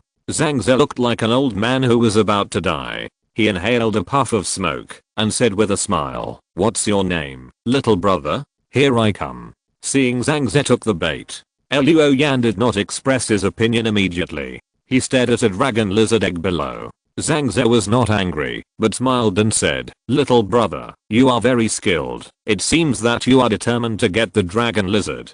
But a dragon lizard is worth a few dollars. Little brother, you have to trust me. Follow me in the future. I guarantee that you will make much more money than the dragon lizard." Luo Yan seemed not to hear it. Looking straight ahead, Zhang Ze smiled, took out a piece of gold from his pocket, and threw it at Luo Yan's feet. "Words are not enough. This is a gift. Please keep it, little brother." Luo Yan looked at Zhang Ze, then picked up the gold nugget and bit it. It was soft. He tossed the gold nugget and threw it back to Zhang Ze. Zhang Ze's face changed at first, but then he heard Luo Yan said simply, "Red Ghost." He naturally couldn't tell Zhang Ze his real name, so he got inspiration from the previous Mountain Ghost organization and made up a code name. Zhang Ze knew that this couldn't be his real name, but he didn't care. People on the surface are like this. Most of them use code names instead of their original names. Some people even forgot what their original names were. At this time, Luo Yan said, "A piece of gold is too little. Greedy." Zhang Ze's first reaction was that this kid called Red Ghost was too greedy, but he likes greedy people. Greedy people are easier to buy, and as long as there are enough benefits for them, they will be more loyal than anyone else. Zhang Ze snorted, took out another piece, and threw it to Luo Yan. Luo Yan caught it, bit it cautiously, and put it away after confirming that it was real gold. Zhang Ze did not continue to give him the magic potion. He had his own ideas. "Next, I will try to sell him a favor later. That's about it. First show my strength, plus the money I just gave away." Anyone who is not a fool knows how to choose. On the surface, someone like him has secret methods and combat skills, but he should have reached a bottleneck. Next, if you want to go further, you have to rely on the organization to get a higher level of skills. With him, the strength of our Team 7 will be on another level. When that time comes, we will definitely teach those guys in Team 1 and Team 3 a lesson. Luo Yan caught a glimpse of Zhang Ze's thoughts from the corner of his eyes, and he had already started to think about how to make Zhang Ze willing to sell this favor. At this time, a strange sound was heard. It turned out that the shells of the dragon lizard eggs on the ground had cracks. Suddenly, the people in the hunting groups around became nervous. Luo Yan stood up, holding the splitting star. He jumped down the stalagmite first and came to the giant egg closest to him. He looked around and said in a deep voice, "I only want one. Whoever grabs it will die." Chapter 213. Violent Killer. As soon as Luo Yan moved, other bandits followed suit. "This one belongs to our mountain ghost. I hope you will give it some face. Our sea monster hunting group only wants one. Everyone, take care of yourselves. We beat you and want this one. No one should fight with us, right? We Black Witch Zuanming have taken these three. For a while, before the dragon lizards were born, they were almost completely divided up by several powerful hunting groups. The poaching groups Mountain Ghost, Sea Monster, and Bechuan were well known among their peers. Although no one knew about the Black Witch Xuanming, they were numerous, and these people had their guns drawn, making it clear that, if they were not allowed to get it, they would attract the authorities and everyone would go their separate ways. Zhang Ze did not move, still squatting on the stalagmite smoking, but his eyes fell on Luo Yan. He wanted to see if Luo Yan could keep his dragon lizard egg.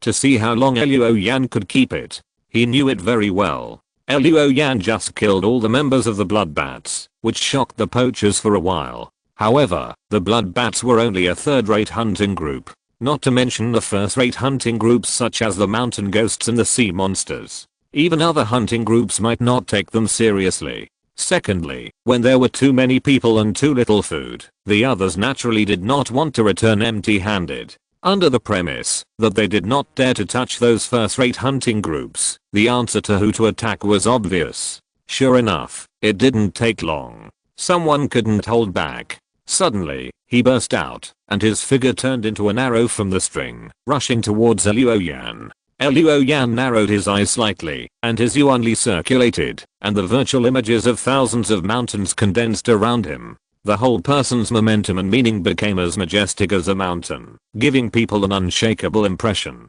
But that person didn't believe in evil, wrought, and his aura burst out. The long sword in his hand turned into a sharp light and chopped down at Luo Yan. Luo Yan did not dodge, avoid, or retreat. The star-splitting raised and blocked the opponent's long sword.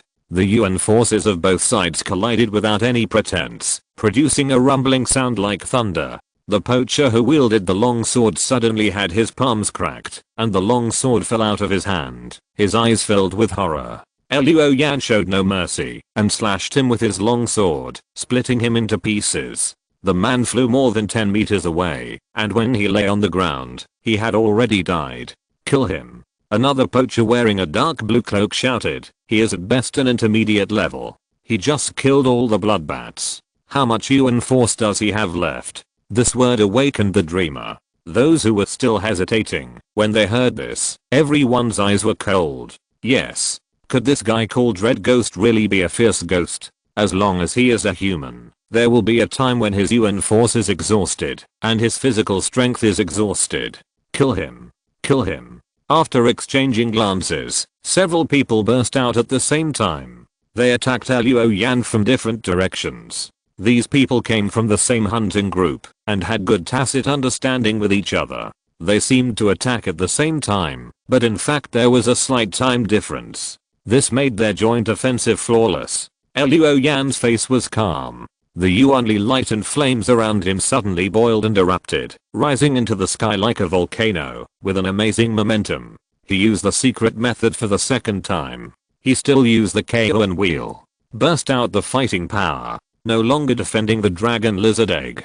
Suddenly rushed out and stared at the poacher who had just proposed to join forces. The man in the blue-black cloak was so scared that his soul flew away. He did not dare to fight with Luo Yan and retreated violently. His retreat immediately disintegrated the original flawless offensive. The other poachers were so angry that they cursed. Luo Yan's eyes flashed with a cold light. With the blessing of the secret method, he burst out with great power. He stepped on the ground and the mud and rocks flew everywhere, creating a big pit. The people rushed forward with swords and caught up with the retreating poacher. Bang! The two sides collided. The latter was crushed to pieces. Luo Yan crashed out of a pile of blood and mud. His hair, face, and cloak were all stained with blood and flesh. He turned around, his eyes red, not knowing whether it was stimulated by the blood or for some other reason. At this moment, he felt a surge of violence in his heart and wanted to use the most brutal means to chop those who dared to fight him into pieces. Scales emerged silently. Soon, even on Luo Yan's cheeks, 4 or 5 faint dragon scales appeared. Luo Yan's breath changed. It became violent and murderous. It was as if an ancient beast had been awakened. A ferocious intention swept in all directions, causing several poachers' castes to tremble. Luo Yan didn't care about much and rushed with his sword. As he walked, a little light red air escaped from the air, outlining the imperceptible shadow of the beast in the air. The sword flashed. Limbs were scattered. Blood and flesh splattered. Several poachers were killed and cried to the sky. When Luo Yan stopped, there was no one standing around him. He stood between a bloody field and corpses. His body was stained red with blood. The murderous aura that soared into the sky made Zhang Ze feel as if he saw an evil ghost crawling out of hell. Zhang Ze, who looked like an old man, whispered softly, "Red ghost? What a red ghost?" At this time, someone sneaked up behind Luo Yan. Zhang Ze's eyes turned cold. "Be careful." He jumped into the air and opened his mouth to spit out a puff of smoke at the man. The smoke from his mouth suddenly turned into an ice shuttle and broke through the air. It hit the person who was about to sneak attack Luo Yan from behind. The man screamed and retreated repeatedly. In an instant, his blood coagulated, his organs froze, and he died on the spot. Luo Yan looked back. This was really unexpected.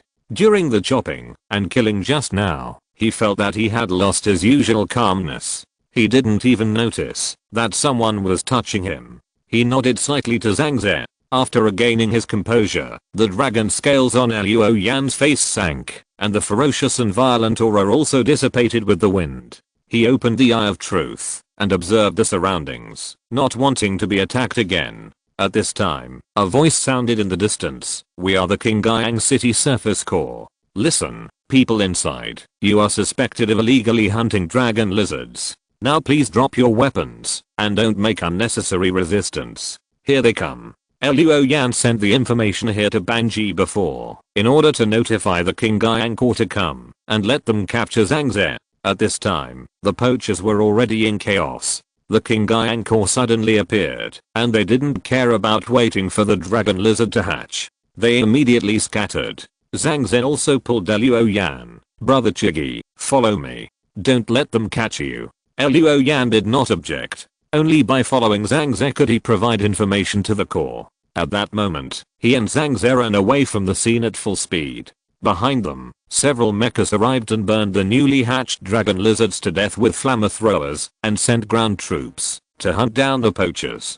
For a moment, there were poachers fleeing everywhere in front of Luo Yan. Suddenly, in front of them, a mecha blocked their way. The mecha raised its rifle and warned, "Stop, or I will open fire." Naturally, no thief was willing to stop. The next second, a huge gunshot rang out. The stalagmites around Luo Yan exploded one after another, and fragments flew everywhere, creating chaos. Chapter 214 Secondary Infection. In such a chaotic scene, even if Luo Yan had the Eye of Truth, it would be difficult for him to lock onto Zhang Ze. A series of human-shaped grey lights flashed in front of him, and Luo Yan soon lost sight of Zhang Ze. He had to leave by himself. In the evening, Luo Yan returned to the academy camp. Zheng Guangming, the squad leader of the second squad of the Qingyang Corps, was waiting in the camp early with Shen Bio and other captains. Seeing Luo Yan covered in blood, their eyes could not help but condense. "Student Luo, why don't you take a shower and change clothes first?" Banji suggested. Luo Yan nodded. It took 10 minutes for Luo Yan to wash up and return to the tent. He silently reported today's situation to the Corps and teachers. Hearing that Zhang Ze was recruiting masters and had a sudden intention to recruit Luo Yan, their expressions were slightly moved. After the report, Luo Yan asked, "Have you caught Zhang Ze?" Zheng Guangming shook his head. That guy was quite skilled, and there was someone behind him to help him, so he ran away. But we have someone tracking him. He is still in the forbidden area. Luo Yan nodded. At this time, Zheng Guangming said, "Actually, I have an idea. If we just catch Zhang Ze, I'm afraid we won't be able to fully grasp the situation of the Black Witch. After all, Zhang Ze is just a squad leader." The squad leader looked at Luo Yan. "I think we should let Luo Yan continue to contact Zhang Ze as a red ghost and join the Black Witch. The organization is in need of manpower and expansion, and this is a good opportunity. If we miss this opportunity, I'm afraid it will be difficult to get such a good opportunity to send the insider in." "That's right, it depends on what Luo Yan thinks. Besides, this is just my idea, and I have to report it to the Corps, or even the Giant Beast Strategic Office. It's up to them to decide." Luo Yan frowned. He was not interested in being an undercover. If he joins the Black Witch, he might have to leave the academy. He still wants to continue studying and practicing. He just wants to express his ideas. Suddenly, Luo Yan's pupils suddenly dilated. Suddenly, an extremely strong and indescribable pain suddenly hit Luo Yan's nerves. He twitched uncontrollably and threw himself forward. Zheng Guangming immediately supported him. Then he cried out softly, "Why are you so hot?" Luo Yan was no longer able to answer the question at this time. He only felt that the pain was like waves, hitting his heart wave after wave. He was very familiar with this kind of pain. High temperature and severe pain, these are the symptoms of the outbreak of the red poison. But he has already used the red poison antidote. At this time, Luo Yan could no longer concentrate, and even his consciousness was a little blurred. Banji immediately shouted, "It's the red poison. His red poison has broken out. Hasn't he used the relief agent recently?" Fortunately, because Luo Yan's situation was special, Banji brought a few relief agents with her. She immediately took out one and injected it. Unexpectedly, the needle deformed as soon as it pierced Luo Yan's hand. It couldn't penetrate. This Banji looked at Luo Yan in surprise. He's so hard. Can viewing mountains and seas temper the body to this extent? No one knew. Zheng Guangming came over at this time. "Let me try." He took another relief agent, circulated his energy, and concentrated on the needle tip. He stabbed it hard. It pierced into Luo Yan's hand, and then pushed the medicine into Luo Yan's body. However, after 1 minute, Luo Yan's symptoms did not ease, but blood vessels appeared on the surface of his skin. Why doesn't it work? Banji was extremely surprised. This was the first time she encountered such a situation. At this time, she exclaimed, "Could it be that this is a secondary infection?" Secondary infection. Everyone in the tent looked solemn. Banji looked at Xiaoxi and said, "Could it be that Luo Yan has been injected with the antidote?" Teacher Wei didn't mention it, but it should be possible. Xiaoxi nodded. Zheng Guangming rubbed his face and said, "Only those who have been injected with the antidote and eliminated the red poison may be infected again. The second infection with the red poison will be more toxic, and you need to inject the super grade relief agent to relieve the symptoms." And Banji smiled bitterly, "And the antidote has no effect on him. He needs to practice to the Tangxuan realm before the poison attacks his heart, so that he can expel the toxins." Xiaoxi looked at Luo Yan on the ground. "Don't worry about it for now. Teacher Banji, please apply for a super grade relief agent from the college immediately." Banji shook her head. "I'm afraid it's too late. It will take more than 1 day to get from the underground city to the forbidden area. Do you think Luo Yan can survive a day?" She thought about it and called to a teacher behind her. "Quick, call Bei back." 20 minutes later, Bei arrived panting. Banji took her to a tent without saying a word. In the tent, Luo Yan was lying on the bed, groaning in pain. "You already know the situation, right?" On Bei's way back, Banji had already explained the situation to her. "Now, only you can help Luo Yan. Bei, use your juggler to steal the red poison that Luo Yan is currently suffering from. Otherwise, Luo Yan might die." Bei's face turned pale, and she covered her mouth and said, "But I'm not sure. What if you steal the wrong thing, such as stealing the organs? Then?" Banji touched her head and said, "That's your Shenzang ability. You are their master. As long as you are serious, you will definitely be able to control them." Bei stared at the teacher in a daze, and after a moment, nodded. Banji glanced at Luo Yan on the bed, sighed, and quietly left the tent. Bei closed his eyes and took a deep breath. When he opened his eyes again, a huge hand wearing white gloves and covered with eyeballs appeared in the air. Bei glanced at it and then seemed to say to himself, "Not enough. I need to concentrate more. I want to help Luo Yan. I hope I can be someone who is needed. So, help me. No. Obey me. Follow my orders." Bei's eyes gradually became firm, and at this time, another hand slowly emerged in the air. But this hand was much smaller, and it was wearing a black glove. There were no eyes on it, but a mouth on the palm.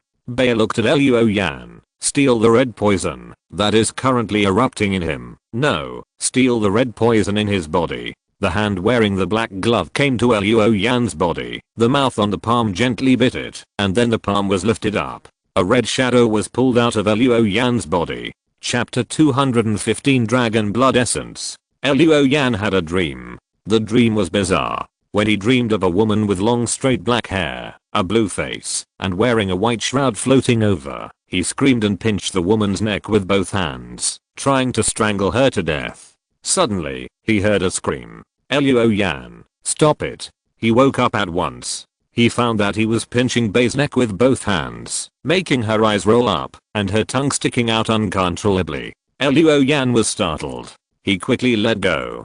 Bei then started to cough violently. Banji quickly helped her out of the tent. Luo Yan's mind was in a mess. After a while, he saw Xiaoxi coming in and asked, Teacher Xiao, what's wrong with me? Your red poison has taken effect. Xiaoxi said solemnly. Luo Yan's pupils dilated slightly. Impossible, I've already injected the antidote. Xiaoxi said, sure enough, you've already injected the antidote, so the second infection is so toxic. If it weren't for classmate Bei helping you to extract the red poison, you might not be able to hold on and die from the poison attacking your heart. Luo Yan's head buzzed. A voice echoed in his heart. Aren't we back to the starting point? All of a sudden, he seemed to have turned back into the boy who struggled to survive on the surface before. Seeing that he was devastated, Xiaoxi comforted him. Don't be nervous. Secondary infection is troublesome, but it doesn't mean you will die. Regular injections of super-grade relief agent can prevent the red poison from attacking, or make it less painful when it attacks.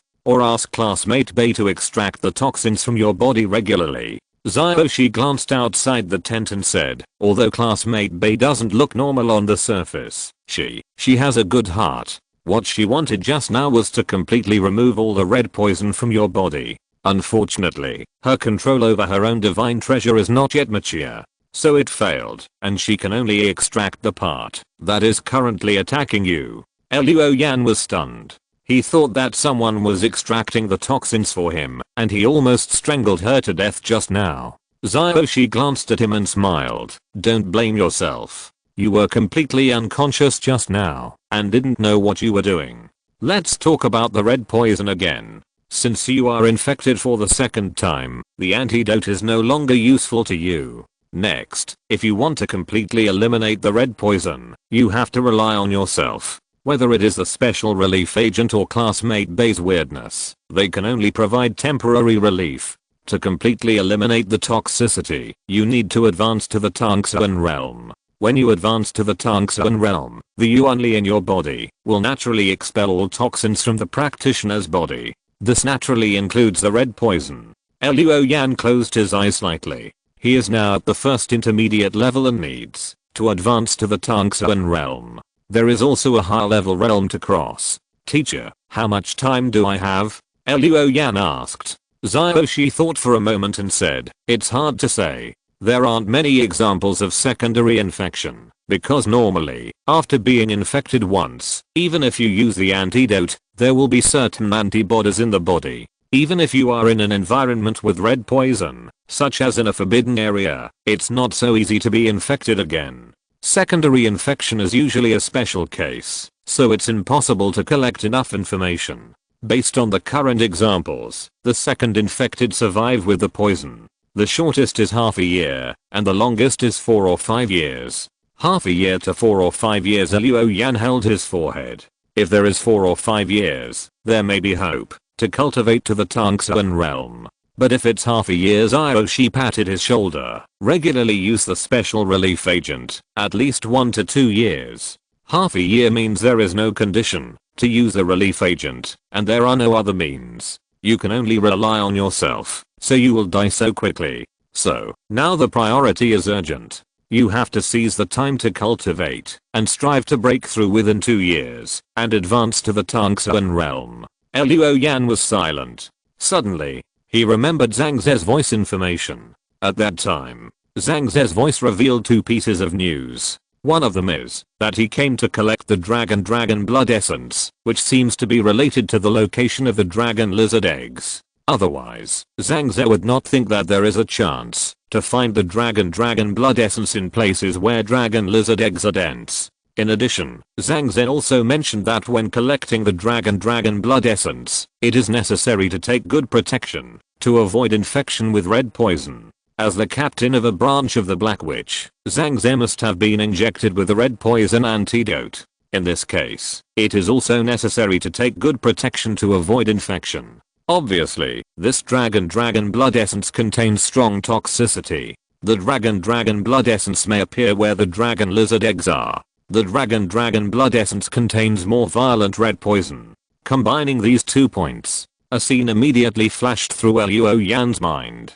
The bash dragged him into a valley, where a liquid like blood was floating. He fell into the blood pool, and drank and soaked. If there is a possibility of being infected with red poison for the second time, I'm afraid that only that place, the blood pool in the valley at that time, was the dragon blood essence. This thing is so dangerous. Why did the Black Witch take the risk to collect it? Thinking of this, Luo Yan almost blurted out and asked Xiaoshi. The words came to his lips. He swallowed them back. He was worried that he asked questions that he shouldn't ask. After thinking about it, Luo Yan made a decision. He planned to implement Zheng Guangming's plan, contact Zhang Ze, and get into the Black Witch. Find out what the dragon blood essence does. In addition, since the Black Witch knows about the dragon blood essence, there may be other ways inside. A way to remove the red poison without practicing to the Tangxuan realm.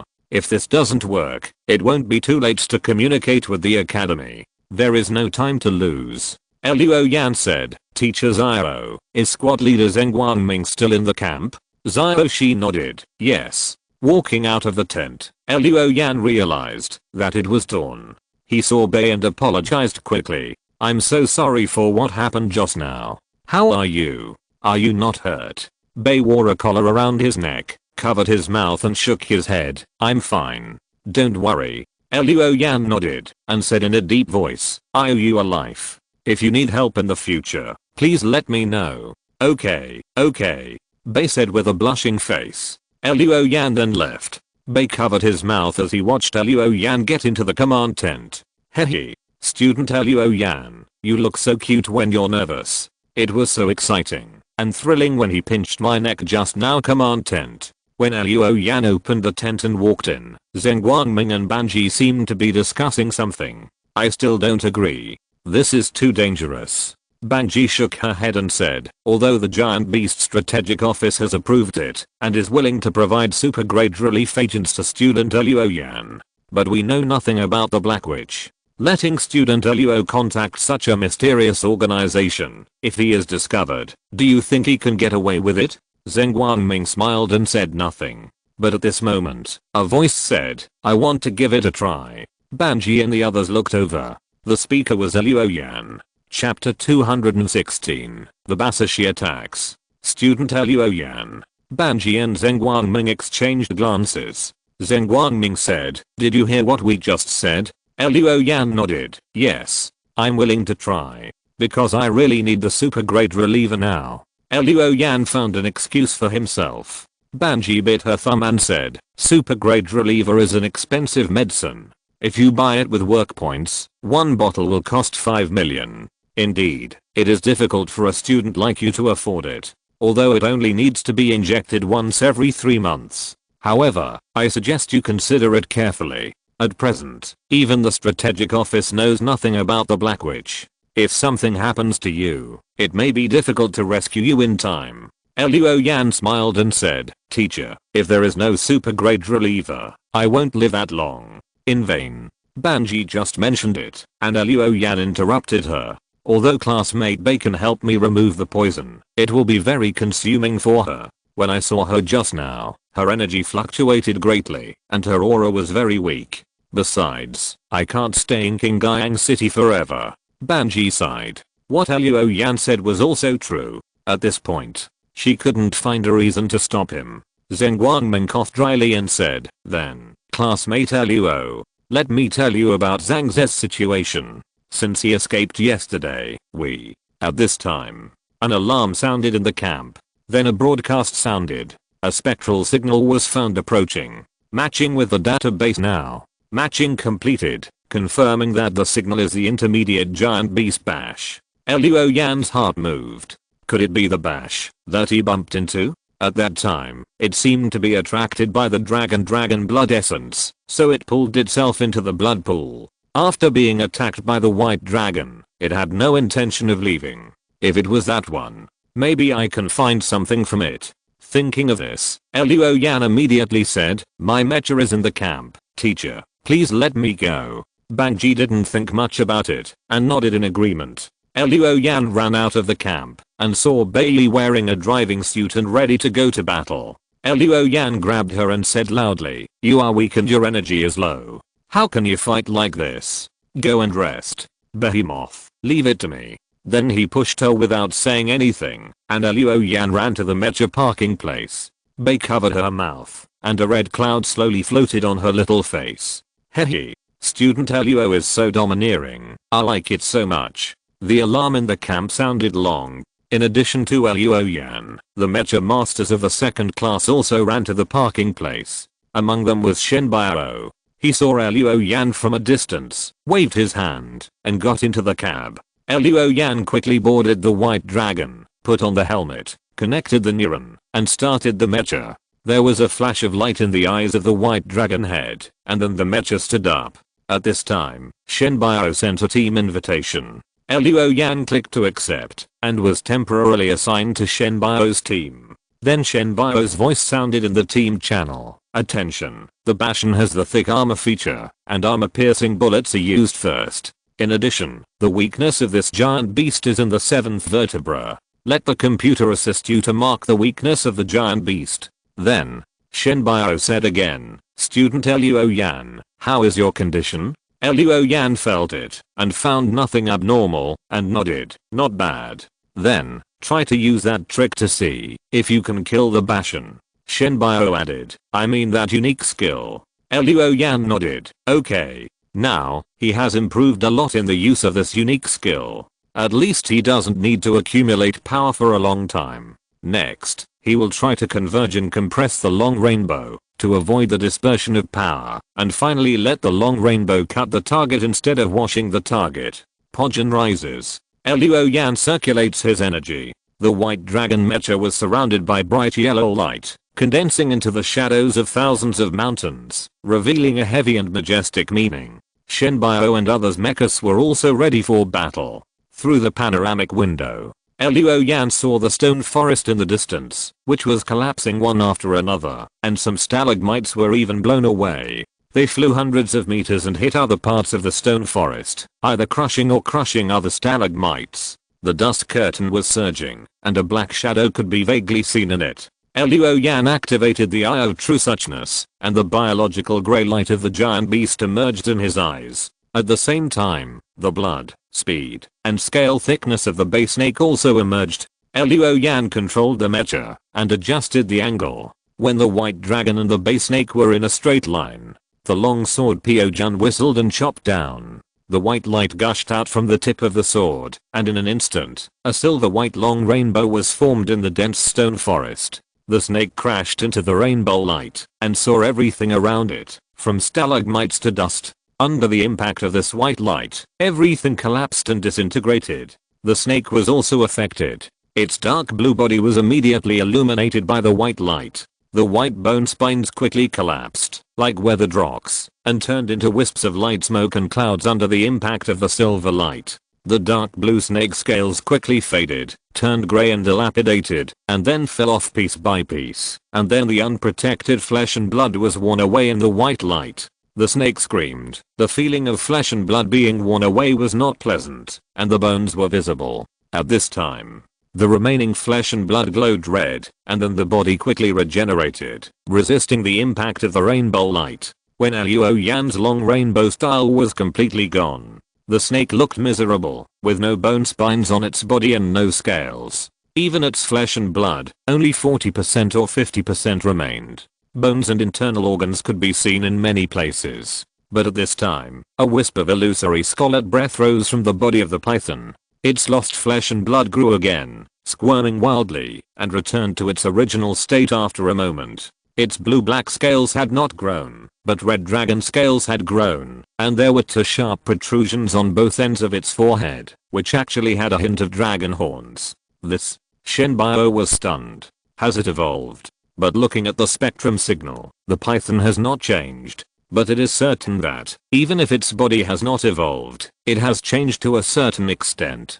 Looking at the python with dragon scales and dragon horns, Luoyang can now be sure that this thing is the one he saw. And the blood pool at that time must be the dragon blood essence. That kind of liquid can change the body of the giant beast. What will happen if he drinks and soaks in it? For a moment, Luoyang felt a little scared. He didn't want to become a monster. Chapter 217 Strong Body. Forbidden Area, somewhere in District 11. Zhang Ze sat down in the shade of a stalagmite. He exhaled a long breath. Then he took off his cloak and opened his shirt, only to see a shocking scar on his chest. He smiled bitterly and said, "Damn, do these crazy people in Jiuying City need to chase so closely?" After he got separated from Luoyang yesterday, he was chased by the masters of Jiuying City, who chased him around most of the area. Only then did he successfully escape. But last night, he and his men were caught up again, and it took most of the night to get away again. But because of this reason, the more than 30 team members he originally brought, now there are only 16 left, and he himself was injured. After all, there is no shortage of masters of advanced realms in Jiuying City. What's more, they have mechs. It's just that the advanced realm can't withstand the bombing of mechs. Now Zhang Ze regrets that he shouldn't have been so arrogant and left the mecha outside the forbidden area. Of course, he didn't expect to be targeted by the authorities and be chased all the way. It was almost noon. After Zhang Ze changed the medicine, he asked a few team members to go out for a walk and gathered the rest of the people, including his two confidants, Jiuying and Wenzhou. The former took the pure martial arts route, the realm of the second intermediate level, and his fighting method was brave and fierce. When facing him, he was a little less courageous, and was defeated in 3 or 2 moves. The latter used to be a Taoist priest, of course not a serious one. He was good at pretending to be a ghost, and was best at fooling the ignorant people. After joining the Black Witch, he was taught the visualization technique, and specialized in the mysterious technique. Although it was only the realm of the primary great perfection, his divine treasure was very special and highly compatible with the mysterious technique. Therefore, the combat power cannot be simply judged by the realm of visualization. He glanced at the two confidants. Zhang Ze said in a deep voice, "If we continue like this, we will not only fail to find the dragon lizard, but we may even lose our lives here. So, I plan to give up the mission. Let's take a rest and leave the forbidden area immediately. As long as there is green, there will be no firewood. If we don't complete the mission this year, we can come back next year." Jiuying nodded. "I will listen to the captain." Wenzhou, who was wearing a purple robe and holding an ancient book in his hand, said with a smile, "Captain is wise. I agree with both hands." "Oh no, my feet agree too." Jiuying looked at him with contempt and almost squeezed out the 3 words sycophant. At this time, the subordinate who was watching the wind reported, "Captain, Jiuying's lackeys are here again. This is to force us to death." Zhang Ze snorted. He could feel that Jiuying's net was getting tighter and tighter. "I'm afraid that it will soon reach the point of fighting to the death." Jiuying said in a deep voice, "Captain, I will go to explore the way." Zhang Ze was about to say something. Suddenly, his heart moved. Then a light cry was heard from afar, which soon turned into a muffled shout. Not long after, a figure carrying a member of the Jiuying tribe came nearby, and then threw the man to Zhang Ze's feet with force. Wenzhou squatted down, checked, looked up and said, "He's not dead, just fainted." Then his eyes, which had been squinting, opened a slit slightly. In the slit, 2 cold eyeballs rolled, reflecting the appearance of a person wearing a black hat and a dark cloak. Under the hat, the black hair was messy, and the pair of scowled eyes were indifferent, as if he was not interested in anything in this world. Zhang Ze exclaimed. Then he heard his confidant Jiuying shouting, "Jiuying's lackey?" Choke. A long sword held in both hands left the scabbard, and the blade was raised, and there was a murderous aura. But he didn't make a move. Then Zhang Ze pressed the back of the sword with one hand. "Captain?" Jiuying was puzzled. Zhang Ze smiled, shook his head, and then said to the man, "Brother Chigi, how did you find this place?" The person who came was Luoyang. In the morning, after they dealt with the mutated python, Luo Yan set out. He came here according to the information provided by Zheng Guangming. Hearing this now, Luo Yan said coldly, the people in Qingyang City acted in a high-profile manner. I thought they were besieging and killing the dragon lizards, thinking that there would be treasures to touch. So I came here. I didn't expect that they wanted to deal with you. Zhang Zhen nodded. Since you can find us, is there a gap in the encirclement on the Qingyang side? Luo Yan nodded. Follow me. I'll take you away. We're even. Zhang Zhen knew that he was referring to the rescue he had made yesterday. At this time, several Zuanming troops surrounded Luo Yan. One of them said, Captain, this guy came as soon as he said he would. Maybe he is from the Qingyang official. On the surface, they said they would show us a clear way, but maybe it's a dead end. Zhang Zhe actually thought so in his heart. Now that his subordinate said it, he was also a little hesitant. At this time, Luo Yan said calmly, in this case, it's up to you. Let's go our separate ways and accept our fate. After saying that, he was about to leave. Several team members stopped him. The man who spoke grinned and said, what do you think this is? You can come and go as you please. How do I know if you will report to Qingyang when you leave? As he spoke, the man stretched out his hand to grab Luo Yan's throat. Unexpectedly, as soon as he raised his hand, Luo Yan suddenly burst out with a violent aura. The red eyes shrank slightly. A fist expanded infinitely in the team member's sight. The team member saw that a few dragon scales suddenly appeared on the fist. In addition, there were a few more black keratinous objects on Luo Yan's fist. Bang! The team member crossed his arms in time to block Luo Yan's iron fist, but he kept retreating. Then he screamed, but his arms exploded. Bones and blood flew everywhere. Luo Yan was stunned.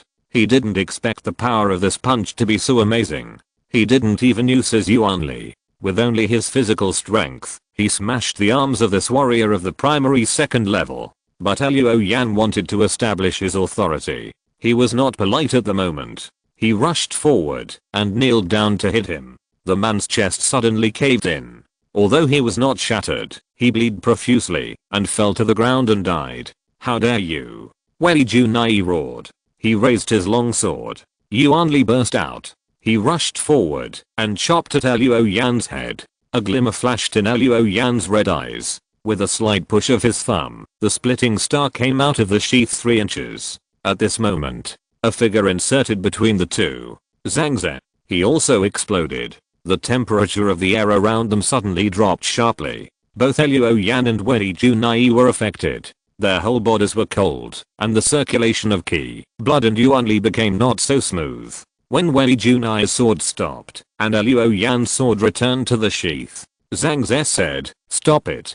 Don't hurt the relationship.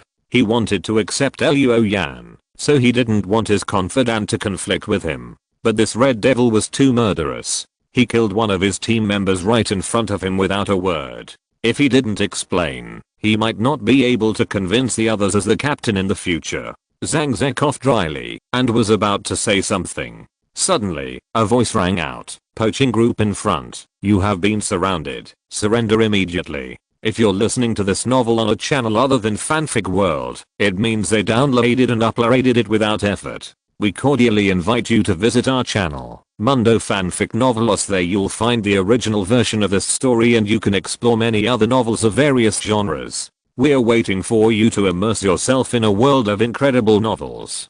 Chapter 218 Killing Machine. Hearing this voice, Wei Junai immediately roared. He is indeed a lackey of the Qingyang Corps. Luo Yan snorted in return. Then he turned around and was about to leave. At this time, figures rushed out from behind the nearby stalagmites. They were the soldiers of the Qingyang Corps. Among these soldiers, there was a figure that was particularly eye-catching. It was a girl with pink hair, and her long hair was tied into 2 ponytails on the left and right. As soon as she appeared, she smiled at the members of the Zuanming department such as Black Witch. Looking at this smiling and slender girl, these men were stunned. After all, this girl who looked as delicate as a small flower should not appear in such a place. The next second, everyone heard a word, be careful. The speaker was Luo Yan. Then someone screamed. Zhang Ze's eyelids jumped and saw that one of his men had his feet off the ground and several claws emerged from his chest. Behind him, there was a huge, black arm covered with dark blue patterns. This ferocious ghost hand picked up his team members and tore them into pieces in a few seconds. Zhang Ze looked at the girl fiercely. His intuition told him that this was the girl's ability. What kind of weird ability is this? Bang, bang, bang. Gunshots rang out. The roar of the collision of Yuan Li could be heard everywhere. The Qingyang Corps had already rushed in. This time, there were many more masters in the Corps. Zhang Ze's team had already used up all their strength just to defend. The pink-haired girl didn't see how she attacked, but there were always people around her who died inexplicably. Follow me. Luo Yan shouted and rushed to the pink-haired girl. Zhang Ze frowned slightly and made a decision in an instant. Follow him. He thought that if Luo Yan was really a member of the Qingyang Corps, he didn't need to resist at all. He just had to watch from the sidelines. So now, he chose to believe Luo Yan.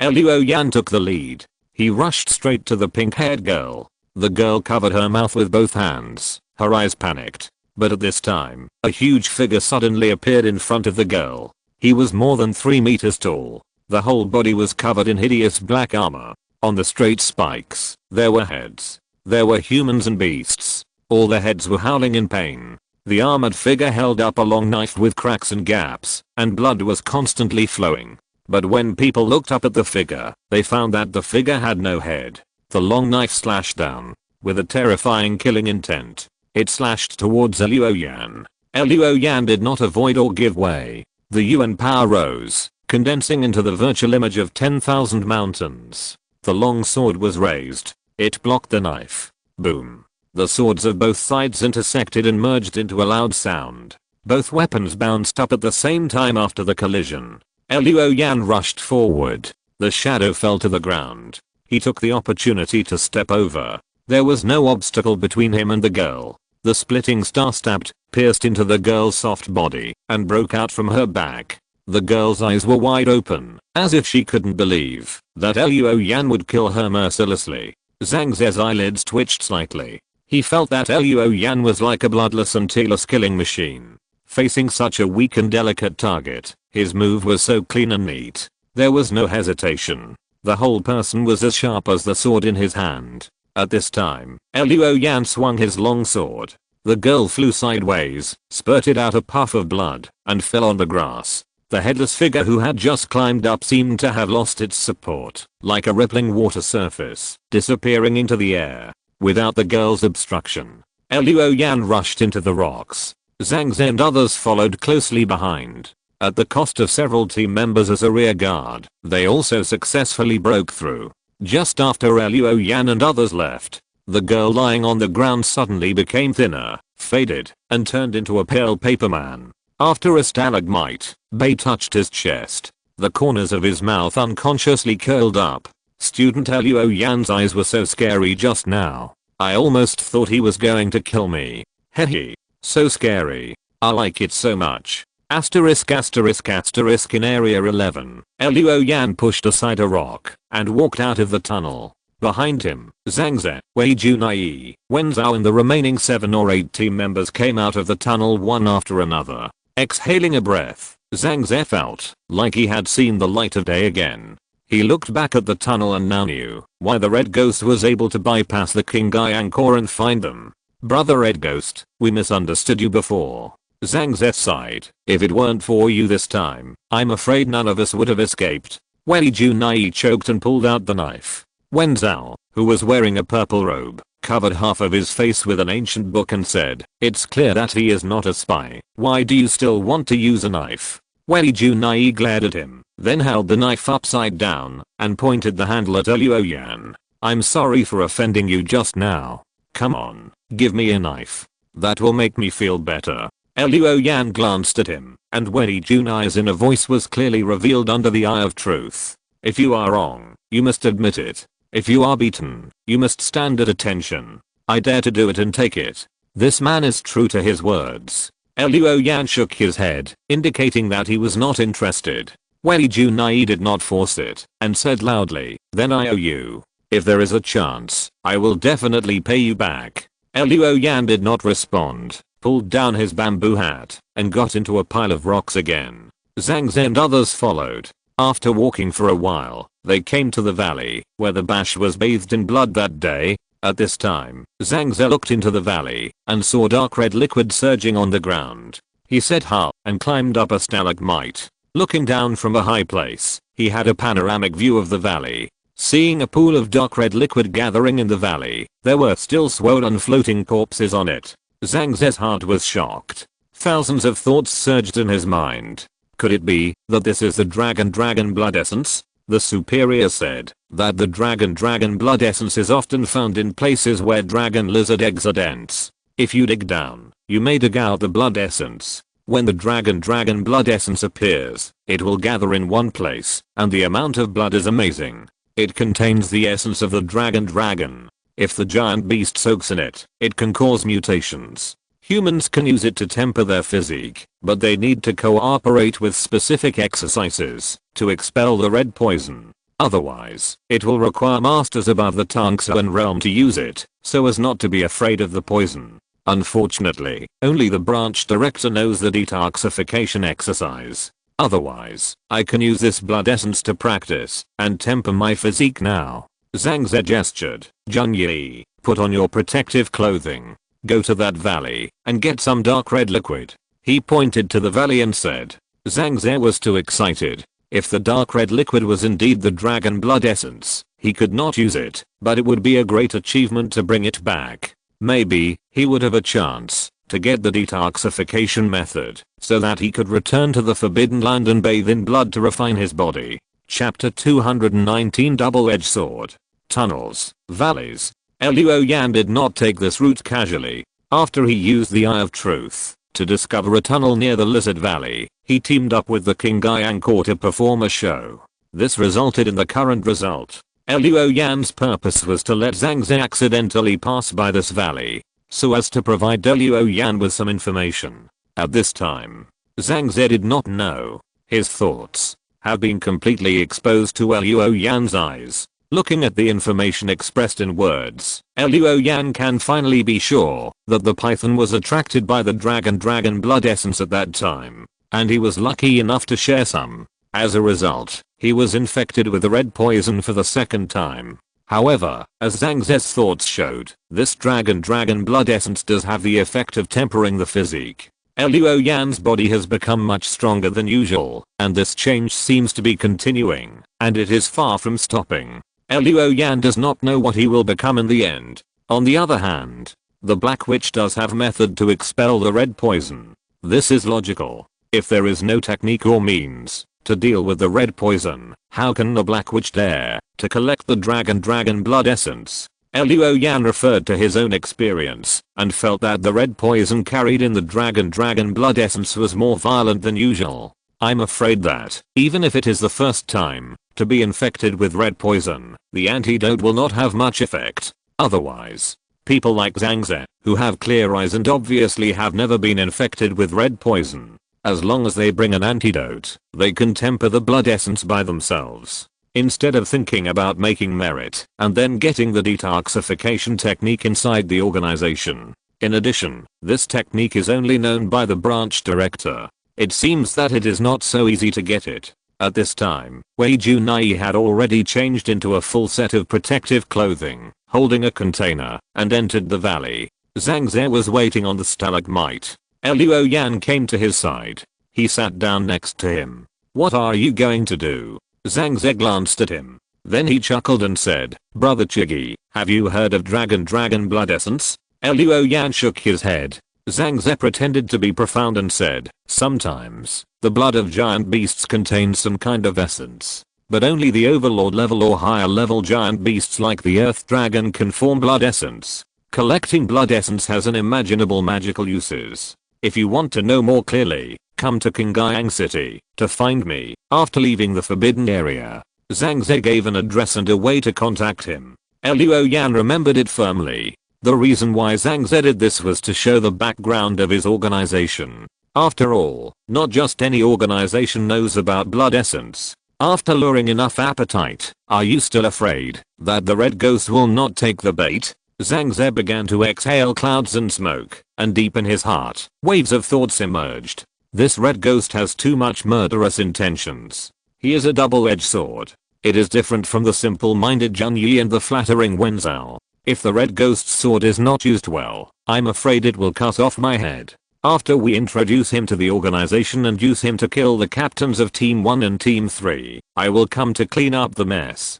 Get rid of him as soon as possible to avoid trouble for me. Before that, you might as well give him some benefits. Luo Yan looked ahead, as if he didn't see the voice of Zhang Ze rising above his head in the corner of his eyes. After a moment, he stood up and said, I'm leaving first. Zhang Ze looked over and said, Brother Chigi, don't you plan to leave the forbidden area with us? Luo Yan shook his head, without explaining, and swept down the stalagmite. Zhang Ze did not forget to call out, Brother Chigi, then let's meet in Qingyang. Luo Yan nodded gently, then drilled into the rocks, and disappeared in an instant. After a while, Wei Junai had collected some liquids, and brought them back. Zhang Ze used a special instrument to verify it, and the results showed that these liquids once contained blood essence. But now, those blood essences had disappeared. Suddenly, Zhang Ze looked painful. Just like buying a lottery ticket and hitting the wrong number and ended up missing out on 100 million. It took him some time to adjust, and then he left the forbidden area with the remnants. At the same time, 1 kilometer away, Zheng Guangming stood on a stalagmite, holding a telescope, watching Zhang Ze and his men leave. In order to allow Luo Yan to successfully infiltrate the Black Witch, the Qingyang Corps deliberately let Zhang Ze and his party go, but they still sent troops to feign pursuit until they were driven out of the forbidden area. In the next few days, Luo Yan's focus returned to the forbidden area competition, and he continued to clear out poachers every day. It's just that after the previous big cleanup by the Qingyang Corps, there are now fewer poachers in the forbidden area. However, Luo Yan did not relax because of this. Although he wanted to find Zhang Ze immediately, join the Black Witch, and inquire about the news of the detoxification technique. But he knew that this matter could not be rushed. If he acted too hastily, it would arouse Zhang Ze's suspicion. After all, the Red Devil did not look like the kind of person who likes to mix in organizations. Zhang Ze invited him just a few days ago, and Luo Yan came to the door. Then this character setting collapsed. So in the past few days, Luo Yan suppressed his temper, and every day, apart from sweeping out poachers, he would seize the time to practice. Of course, he would not put all his hopes on the organization Black Witch. In the evening of that day, Banji announced the end of the competition, and announced the results on the spot. This time, Kanghe Academy took the lead, and won the Forbidden Land competition with a slight advantage. But Banji also said that Basin Academy did not lose in terms of technology, combat power, mecha or personnel division of labor. It was just bad luck. It found fewer dragon lizard eggs than Kanghe Academy. Although Hiheo was not convinced, he had to give up. After announcing the results, Banji said, we will return to the academy tomorrow. Tonight, you should have a good rest. After the disbandment, Luo Yan's mobile phone rang. He received a message. When he saw that the sender of the message was marked as Han Dancing, Luo Yan was refreshed. He got into his tent and couldn't wait to read the message. We have found Chu Zhao's laboratory. I have to admire him. This old man hid such an important laboratory in his cultivation garden in the forbidden area. At the beginning, I also investigated his cultivation garden, but from various information, there was no big problem. Until I had someone pretend to be a wanderer and wandered around the base and was eventually captured by Chu Zhao's people. I confirmed that the laboratory was in the cultivation garden. I implanted a new type of nano tracker in my subordinate's body. From the received signal, he was in the cultivation garden of the Chu family. Student Luo Yan, it's time to act. Along with this message, there was also a file. Luo Yan clicked it, and it turned out to be information about the cultivation garden. The cultivation garden of the Chu family uses the water and soil of the forbidden area to cultivate some medicinal materials. The Chu family has obtained the land use permit address from Qingyang City. In addition, this cultivation garden has 3 mechs to provide protection all year round. In other words, to find the laboratory, you need to kill these 3 mechs first. End of this chapter. Thank you very much for reaching the end. Don't forget to like. Looking for more exclusive content and immediate access? Subscribe to our Patreon. Remember, every like, subscription, or donation encourages us to continue. Thanks to everyone. See you in the next video.